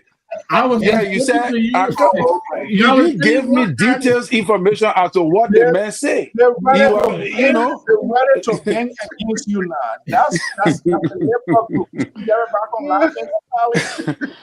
how they can start a conspiracy against people. They're ready. Terry is leading the charge now. You all over the place. No, Mr. So, there's one thing to lie your way to power. But you can't lie your way through governance. And that's the problem, Unity Party. Here we go. That's your talking point. Yeah. They lie their way to power and they won't continue that same trend. And their own people calling them out for what is happening. Unfortunately, some of the diehard people such as the Lpr, Terry, and Mr. Bacon is still in denial. And so we don't know whether you should get them 1 year or 2 years to come out of. And Mr. Toh just said it right on this platform, and I like what he said. His last utterances, I like what he put out there. It's something good to acknowledge when you're making misstep, and you see that those missteps will lead to your opponent getting ahead of you. You say it, unlike Terry and Mr. Bacon. So let us face the reality here. Mr. So, I commend you for what you put out there. It's the truth, and if you guys are not careful, President Weah will be right back in office, and take control for the next I don't know how many years in Liberia, and see what will be hailing. And Mr. So, look at the Canadian man talking. You be my Mr. So. You be my look at the thing talking, Mr. So. You be my own partner. Yeah, don't say God forbid. President Weah is not a curse to Liberia. President Weah is a gift to our country. He's a gift to that nation. And he needs the right people around him, like Mr. So said, Mr. Toh said, Liberia will prosper. But Joseph Boakai, I'm sorry. It's the right person, he says. Let me say this. Let me say this quick. Let me say this, Mr. Kato, you brave. Let me talk to Mr. Kato. Let me talk to him. Sir. Mr.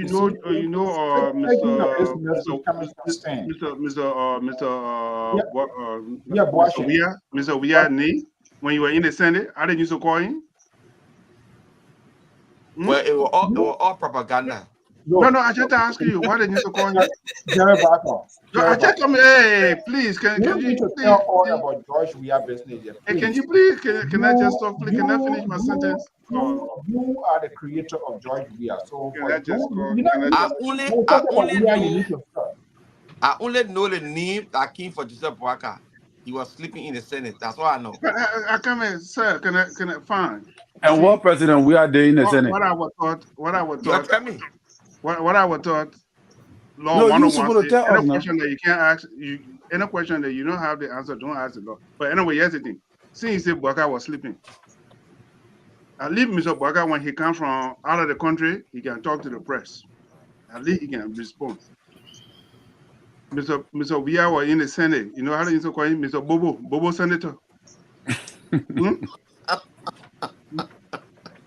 When he became president of West.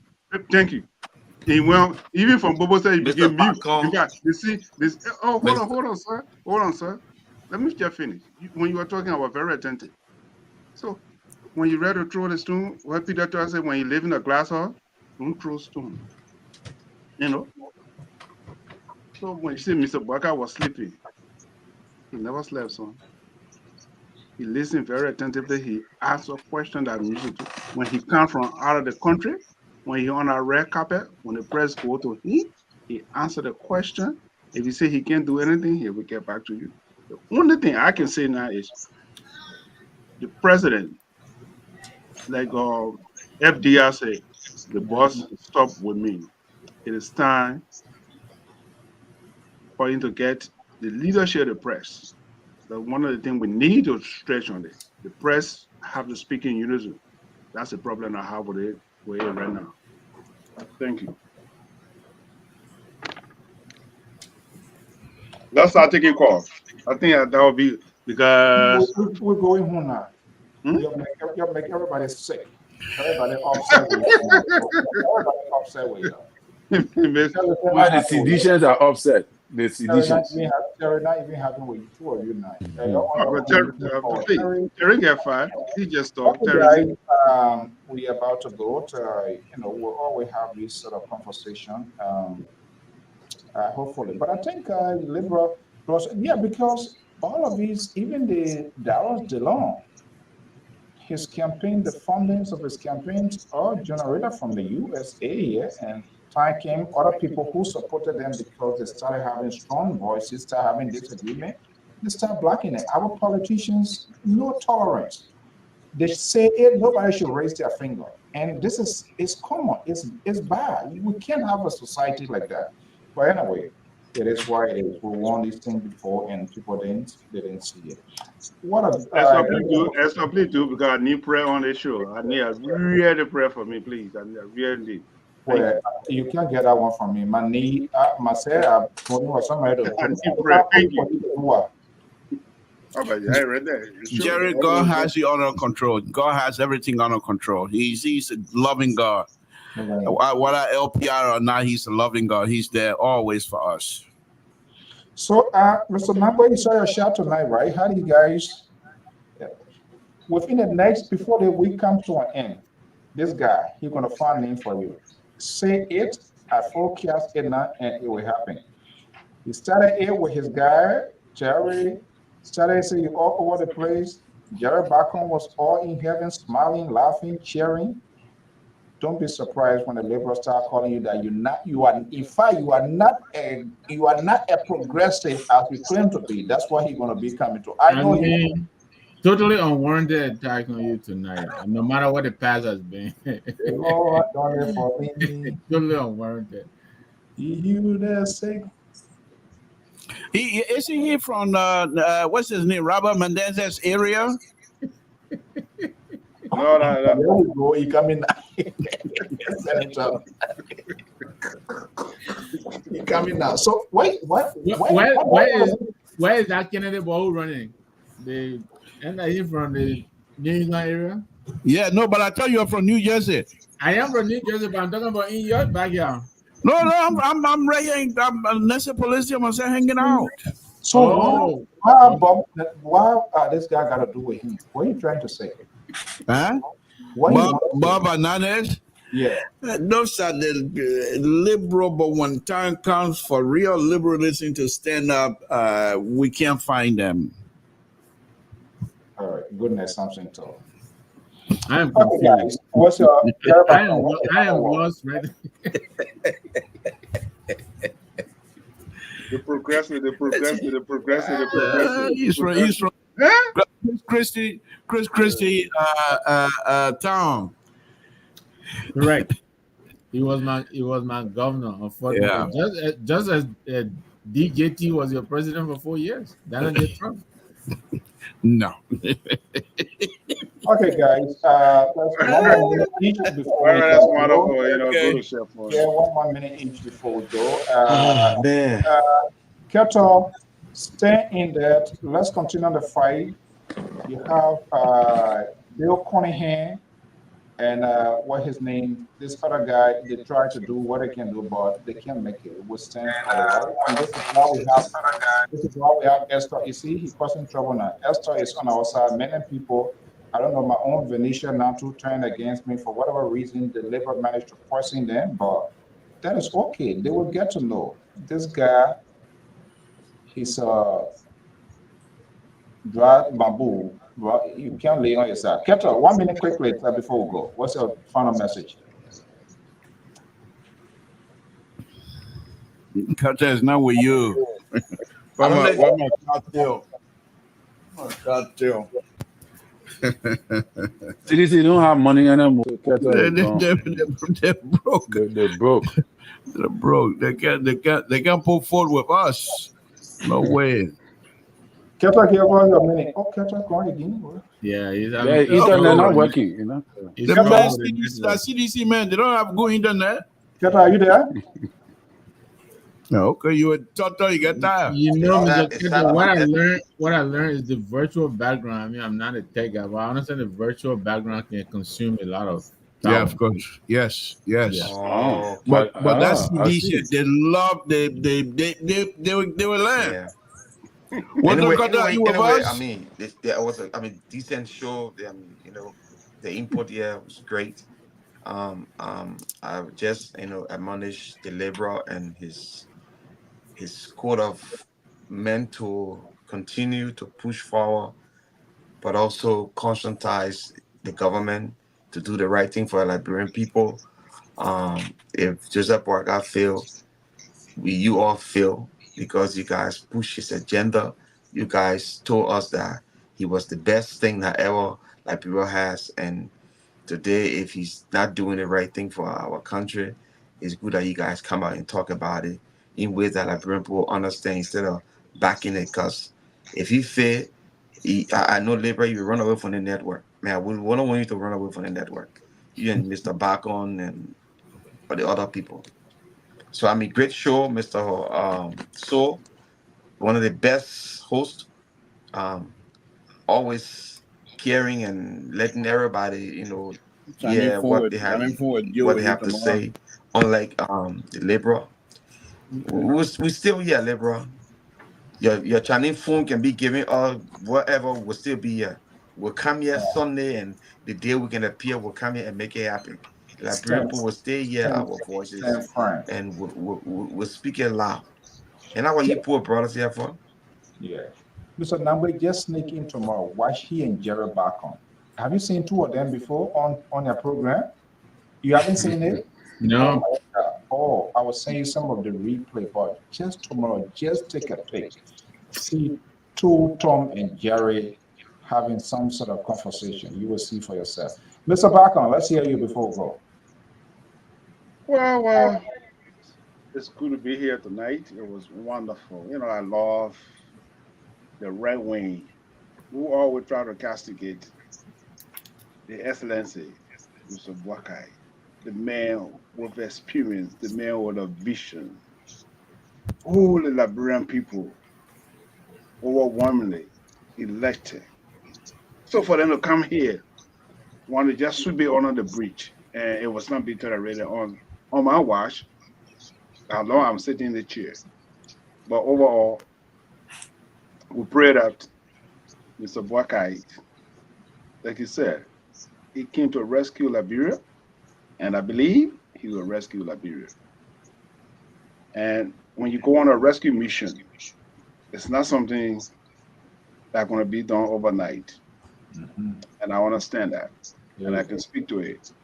So, Mr. Bwakai, the Excellency, we are praying that he will not fail, and that the Liberian people will recognize who Mr. Bwakai is, based upon his experience and based upon his love and soul for the Liberian people. Three things: love Liberia, build Liberia, and think Liberia. You say when you go rescue people, not everybody can rescue? That's not what I said. Well, I didn't hear you. It takes time when you go rescue. It takes time. So when people in a hot fire, they're burning, you go there, you should take the wait, now, doesn't rescue suggest there is an emergency and you're going to save people? And you say it takes time? Oh, General. It's safety. You're not just going to go in there and go where people are, sir. When they say fire in your house, when the fire comes there, when they say fire is in the house, you're going to stand outside first and think what to do, or you're just going to go in and rescue? No. You look, you got a plan. You don't just go there. You don't just go there and say, first of all, they want to know the occupant of that building. How many persons live there? Oh, yes, you want to know. You want to get all the detail before. If everybody's out, let's say, take for example your house, maybe you have about 5 people and they come to you, everybody escaped. How many persons live in the house? Is it 3? What are the other 2 people? We got to find out. But that's true now. So don't get those. John always trying to tell you that there were 5 people in the house there, yet the other person standing there, yet the other person standing there. Or Amra Kone is already telling you that. Isn't that what they're doing? That's not what I said. I said the country will be rescued. So, but why are we putting Jerry on the stand? Oh no, that's good. That's good. It's good. I mean, Jerry got us on his stand. He started off by saying, the so who call you into this whole I'm a leftist. No. So now, if this is say, you are seeing it, the fire department come in your house. If there's a fire, they will come, but they have to proceed with caution because you know whether there's an explosion in that building, so you got to take all these things into consideration. It's in trouble. Okay. Trouble for what? But when the fire department can start deploying, people to where fire that burning, then we ask question, what are the fire department correct? They play the smoke, they ain't go deploy people, they start deploying people in McDonald's and Burger King. Okay, Mr. Collins, let's hear you. Yeah, so thank you again for the show tonight. It was very good. And to be honest with you, we all share our views and opinions, and I'm not going to argue with somebody's opinion. I'm only arguing with somebody's facts. Mr. Molu brought his opinion to the table, and I just thought that his opinion was not enough for me to give it credence. In as much as people running with it all on social media, Molu, blah, blah, blah, I am looking at Molu right now, his psychological status in regards to the rescue team. So based upon that, and that perspective, I know that he is not going to make an excellent judgment.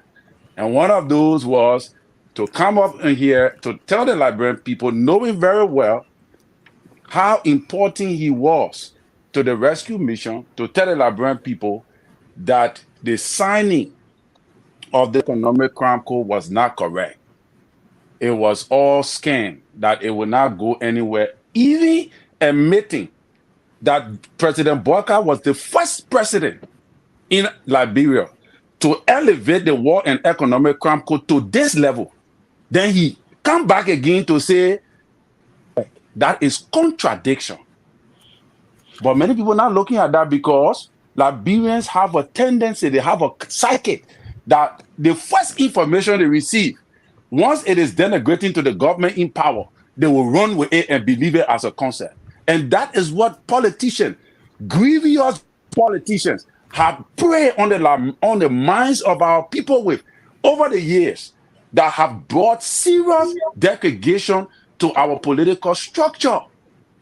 So, in my opinion, Molu is a very fine character, but today, his final analysis on 2 major things he raised, I completely disagree with his whole entire presentation.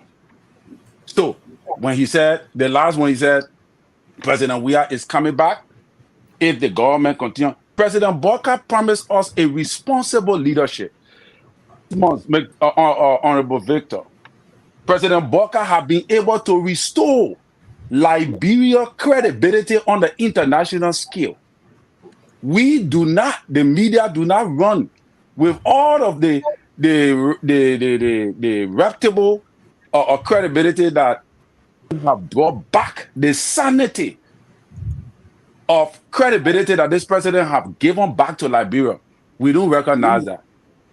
This president have brought a responsible government to Liberia that you can critique, that you can stand and talk against, and then he can go back and say, okay, yeah, the people here, let me correct it. But the previous leadership, that was not happening. There is a leadership that Honorable Malu, given the fact a well-educated man, competent enough, is telling the Liberian people that they are going back to it after 6 months in power, the government that he supported. So my question, if I had a one-on-one with him, I would ask him, what is your yardstick? What yardstick are you using to determine that the Liberian people will go back to President Weah leadership? What yardstick are you using? Are you saying that our people are not educated enough or they are not sound enough to know that the people or any accountability with a president who ruled for 6 years without saying anything to the people, with a president who ruled for 6 years, and the final minister told the Liberian people that you have emancipated them from, you have emancipated 25 million people from poverty. The final minister sat down on public radio and said, government will in 6 years have emancipated 25 million people from poverty. Is this the government that Honorable Modu is saying that the Liberian people is going to go back to? So these are some of the concerns that I decided to raise. And squarely, I believe that if the Labour decide to bring a candidate to run for 2029, are you understanding me? I don't know if I'm going to support that candidate, but I would like to see the person. I'm not against any diaspora Liberian, coming to rule, but I think that we must not make it to look like, oh, because we can get our people 1 or 2 cents, that means that they should make us to rule them. No. That means that that means we are forcing our rights on the people. No, we should not say to them that, oh yeah, we can send you 2 cents, we can send you 3 cents, so that give us a right to stay power. No, go there and pass through the democratic process, fight for the opportunity, plead your case, give them the understanding. And let me tell you something, if you are fit, if they see it fit that you are the right man to carry it. So be honest with you, I believe that Mr. Cummings now, if President Bokar fail, Mr. Cummings is the man that the Liberian people is looking at. They're not looking behind. They're not looking at the past. The reason why the people voted for President they voted for President Bokar is because President Bokar pleaded his case that pack him in a garage for 12 years. Whether that was lie or that was true, that case resonated with the people. The people they made people to believe that Tobo was vice president. So there's a possibility this vice president is going to come and become president and do something. So the people did not vote for Unity Party. Most of them voted for President Bokar, voted for President Bokar because they felt that he was packed in the garage. So if he fails, Liberians are looking at Mr. Cummings. Thank you. Thank you so much. Let me put my microphone on. Thank you so much, Terry. More work. Yeah, I got some smart people here too. Speak on. The Labour thing, he's the only person can find. Okay, you need to do one. Those are seditious. As I drink water. Okay, Mr. Namwe. Yes, sir. So quickly, let me thank Terry here. He made some points which I agree with. I know the liberal over there, the so-called liberal, is calling us the 1%ers. But yes, Ellis Cummings during the week, he went over and he inspected the office. I think the ANC is getting ready to engage. So we know this time around we've learned from our mistakes. We're going to do better, and we know we didn't get 1%. But coming back to also him indicating that we're trying to dictate to our people because we're sending money. Yes, it is estimated we're pumping $600 million into the economy every year. That's the estimate. With that kind of money, we believe we have a claim and we will stick our claim. We can't put the money in there and then people running all over the place and making bad laws and giving themselves $30,000 and then increasing it to $150,000 or whatever it is, set their own salary and all of that. No, we're not going to take that. So yeah, we will stick our claim. We will insist on good governance for Liberia. Most of the people here, most of them don't want to go home to work. They just want to make sure we can all go on vacation and enjoy. Just like we go and enjoy in Ghana and go to Nigeria. Even Sierra Leone now is becoming a destination. Gambia, why can't Liberia be? And we think we deserve better. So we'll insist they will do better or we'll kick them out. If they cannot do it, we'll kick them out. But we started the show with a question: why do we come here every day or every night? And Mr. So started with a question, and I hope when we come here, the things we say here and do here, hopefully, some of it would have helped to contribute to the discourse and wake somebody up who is in position of authority to help our people. We'll continue to do that. We've done so. We'll continue to do so. And by God's grace, we will impact the political process. That's why we come here.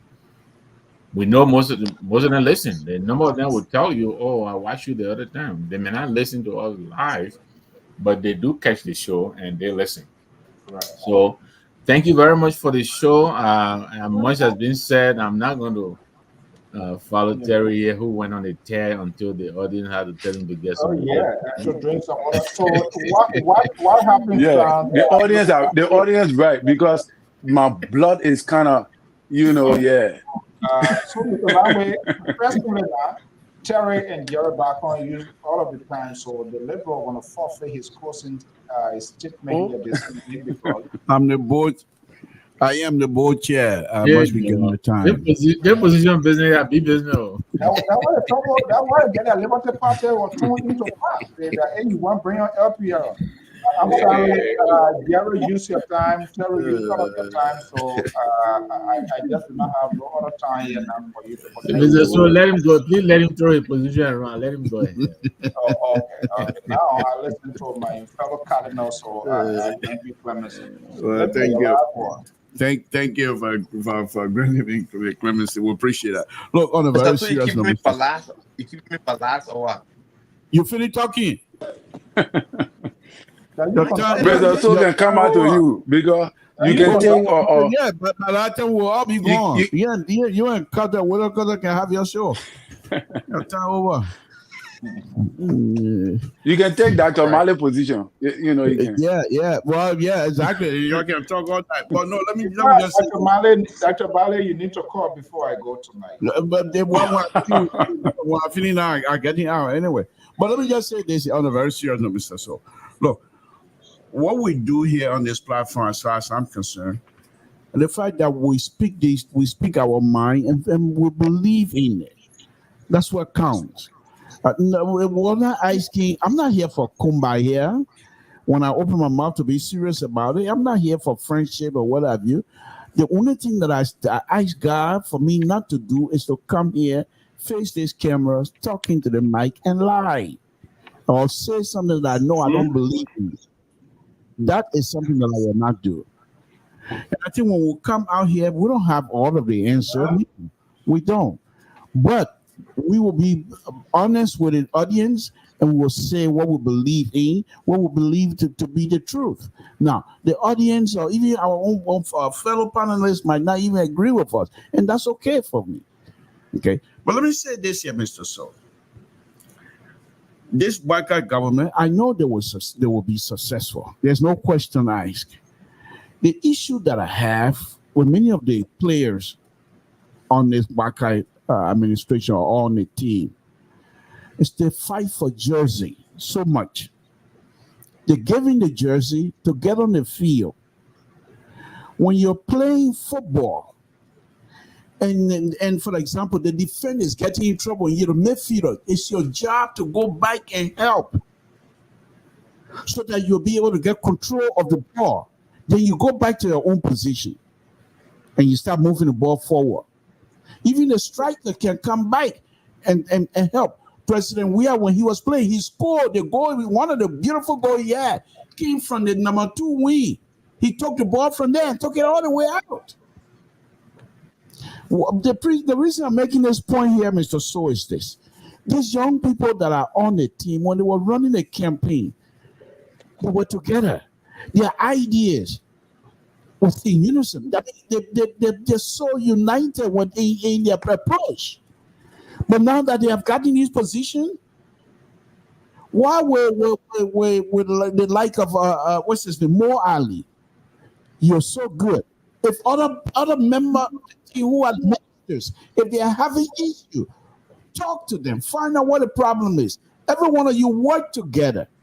But instead, now that they have gotten his ministerial position, they think it's done. That everyone want to do their own thing. It's not going to work like that. Because if not, everyone going to be on the same footing. They need to work together. Need to show to President Baka that yes, you didn't make mistake by selecting me, by appointing me. And I will work with my brothers and sisters to make sure we're all successful. I'm not seeing that. These are the kinds of stuff that really bothers me from time to time. But again, unlike CDC, when we see these things, even Jerry, even Terry, when we see these things, we will point them out. In as much as we support this president, but if we see something that is not quite in place, we will point it out. And if we're wrong, like me, if I'm wrong, I'll come back and eat crow. All right. That. So, Mr. It's a show, but please keep your people out because when they are not here, we have a fruitful discussion. Thank you very much. Who are my people? Who exactly? Who is he talking about? Who are my people and they are not your people? Keep the far central right, keep it out. Keep the so-called independent advocating for capital punishment in Liberia. The PhD, keep them out so we can have a fruitful discussion. Keep the PhD out. Yeah, keep. Is this kind of Well, guys, I'll be joining you tomorrow from Seattle, Washington. So I'll be here. I'll be traveling out there tomorrow. Oh, okay. We'll be ready for you. Safe travel. Wow. The way you see it and the real Tabata Esther, just make sure you get your talent out tomorrow because the way you now talking the day here and something gonna be a day. Is President Boga calling you to head the DA?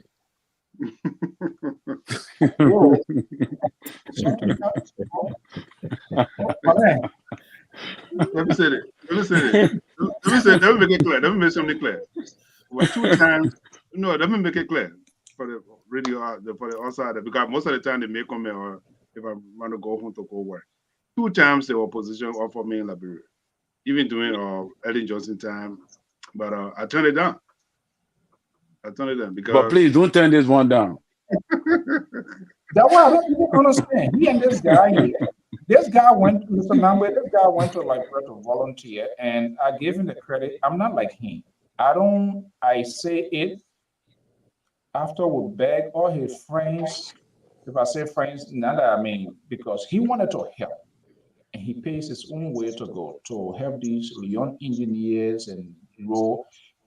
Who did the design? Which of the design you did with a roundabout or whatever, even though they don't put it our main help are going to break loose. Took the main idea and they do it all kinds of way as if it is they the one creation. The thing now, his God, the God that he fought for, I tell him to go. 7 years ago, his son was 9 years. Up to this time, he's still 9 years old. He doesn't want to go. Ever back on, George, we had to call him. He said he's not going. Joseph Boyka then calling him. He said they're not going, but then they want something to be fixed. Because he makes the money here. He afraid when he go there, he will not get that money, so they hold him up. What sort of patriotic? Our country will have to rebuild it. We'll have to be our country. We gotta go. You're good man. So when the time comes, I will go. Okay. Good night, I'm guys. ready to go. Good night, people. If you come in tonight, Mr. So if you come in tonight to go to Liberia to go to a job, I'll pack in my lower gold. All right? Thank you. Yeah, I don't play,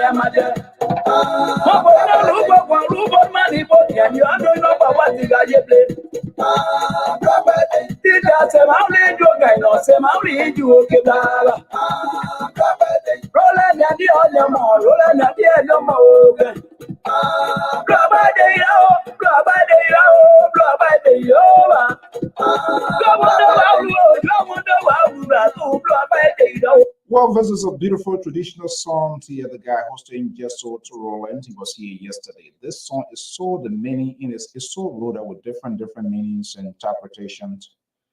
Today's world is volatile, it's confusing. I mean, things just moving here and there in so many ways. Men not hearing women, women not hearing men, government, people fighting all over. Everybody wants to gain control to do what they can do. So is the war of today, is it better of that of yesterday? Well, there's a good portion of yesterday and that of today. Fair to say, we enjoying the beauty of the social media now. It wasn't like that years back. Now we interface, it doesn't matter where you are, visually, we're communicating, we're letting things go. We will keep having this conversation to all our viewers and listeners. We say thank you so much, all of the interactions, Esther, Fatumanta, and all of you, all of our good guys.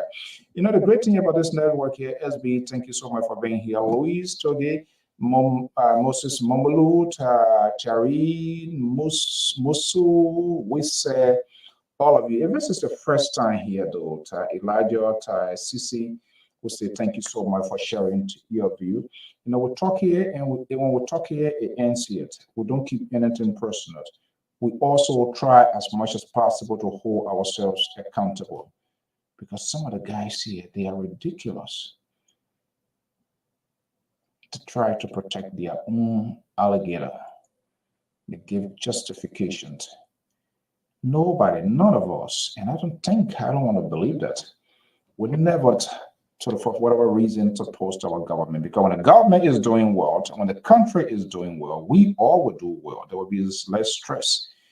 Phone calls will be minimized. And one thing that I trust, I was talking to people, and some of them were seditions, and they alluded, say, it's not like before. I didn't even know that. Say, not like before people, and I think that was in the Helen Johnson Sirleaf government. I have to verify that information. But it said people were like, they had 2 days to themselves. But now they are checking. You got to work.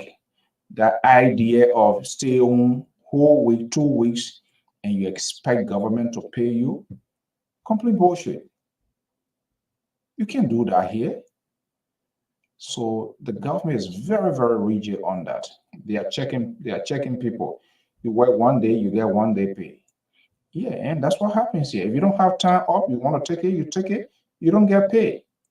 You stay home after 2-3 days, for the most part, more jobs, I don't know about yours, after 3 days, you have to bring doctor note. But people get the tendency when it comes to their own government, they corrupt, they become dishonest, and these are the same people that turn around and come back to say government not getting their salary on time. How the hell they can pay you when you work 3 days in a month and you expect to get money from government? So who working for you, and why should you take pay? And I think this administration, my understanding from what we have gathered, this administration very, very much rigid on people. They gotta go to work. You don't want it, there are other people there who are willing to work.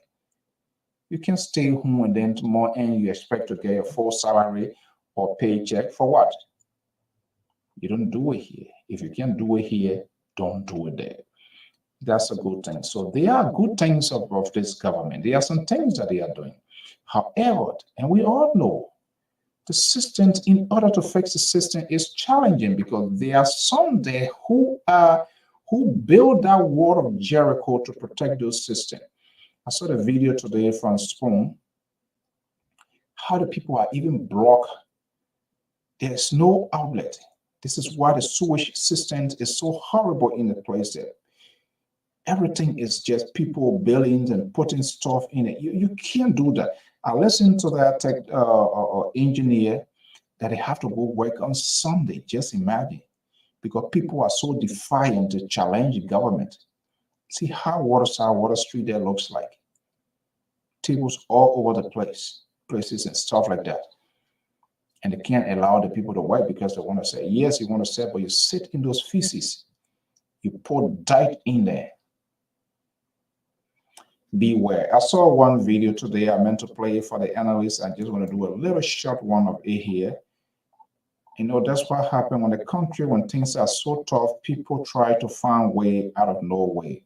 There was a scammers, some group of people, Liberians and other people were involved. There was a boss taking money from people, 2,800 United States dollars, because they want people to say they can take people to Australia or Canada and all of that. Let's watch these few things. They said because the guys vandalized the place, so it's the meaning that I carry them.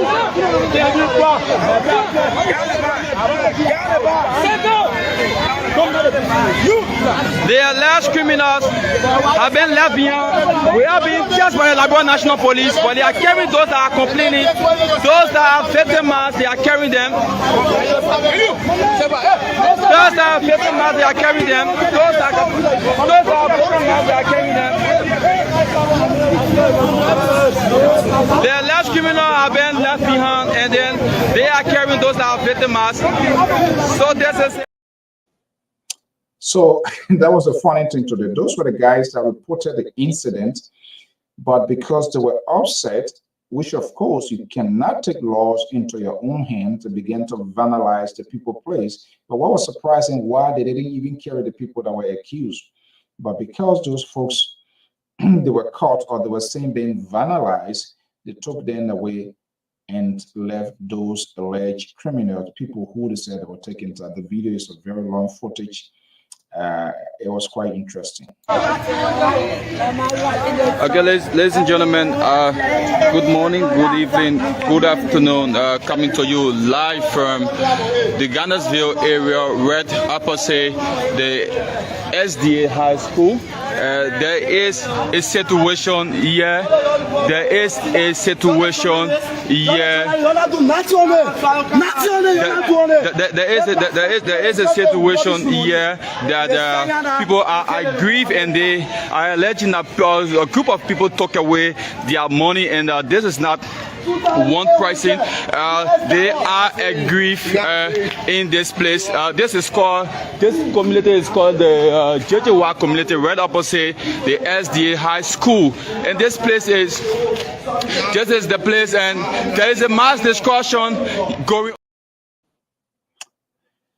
They see the other guy is a Creole boy, Salon Baba, 2,800 United States dollars.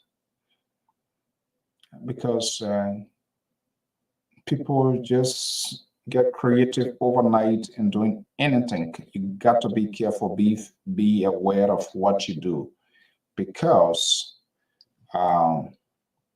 people take advantage of the situations, of the dying situations, to take money from people, and that's the same thing the other pastor too. Can you imagine? Pastor, beware of these prayer lines online of pastors, people laying hand over you, putting whatever coconut oil or palm kernel oil or what kind of oil, olive oil, whatever it is.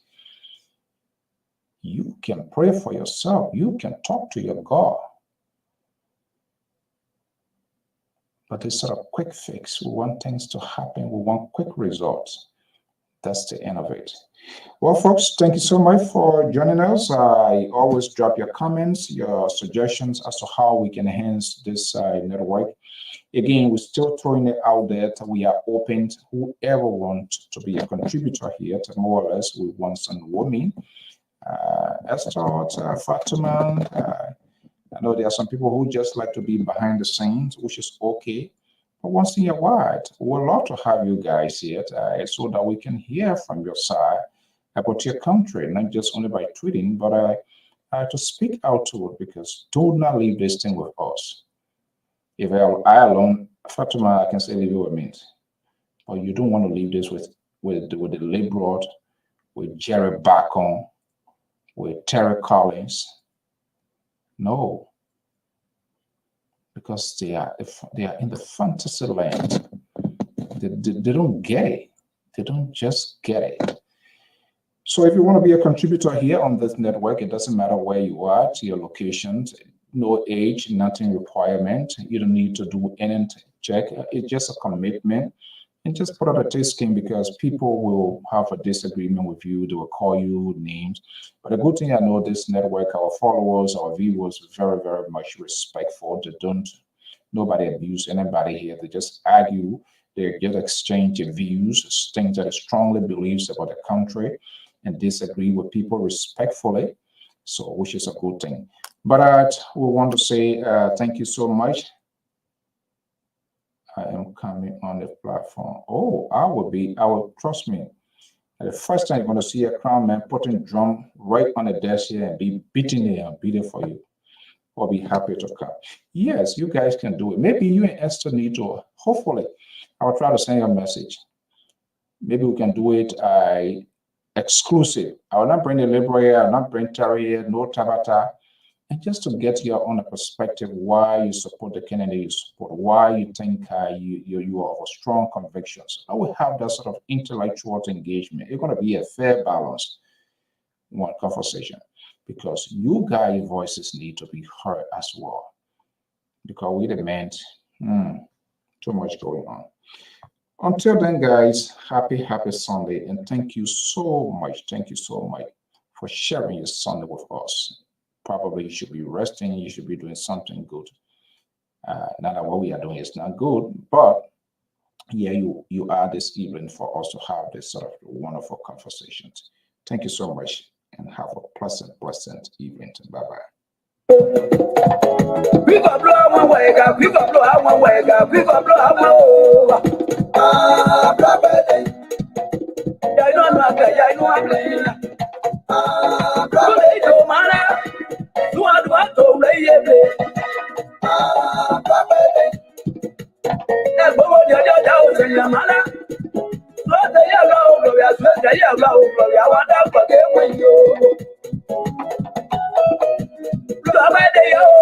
By the yo. When you take blood, yeah.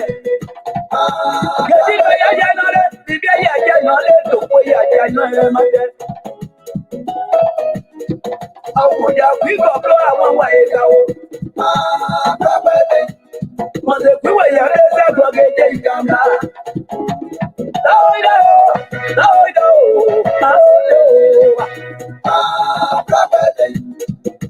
So my boy not to one look at. Daga yo mamu, daga yo mamu, daga yo mayamu. Lobo blow by the yo. Baba swap walking free that yeah.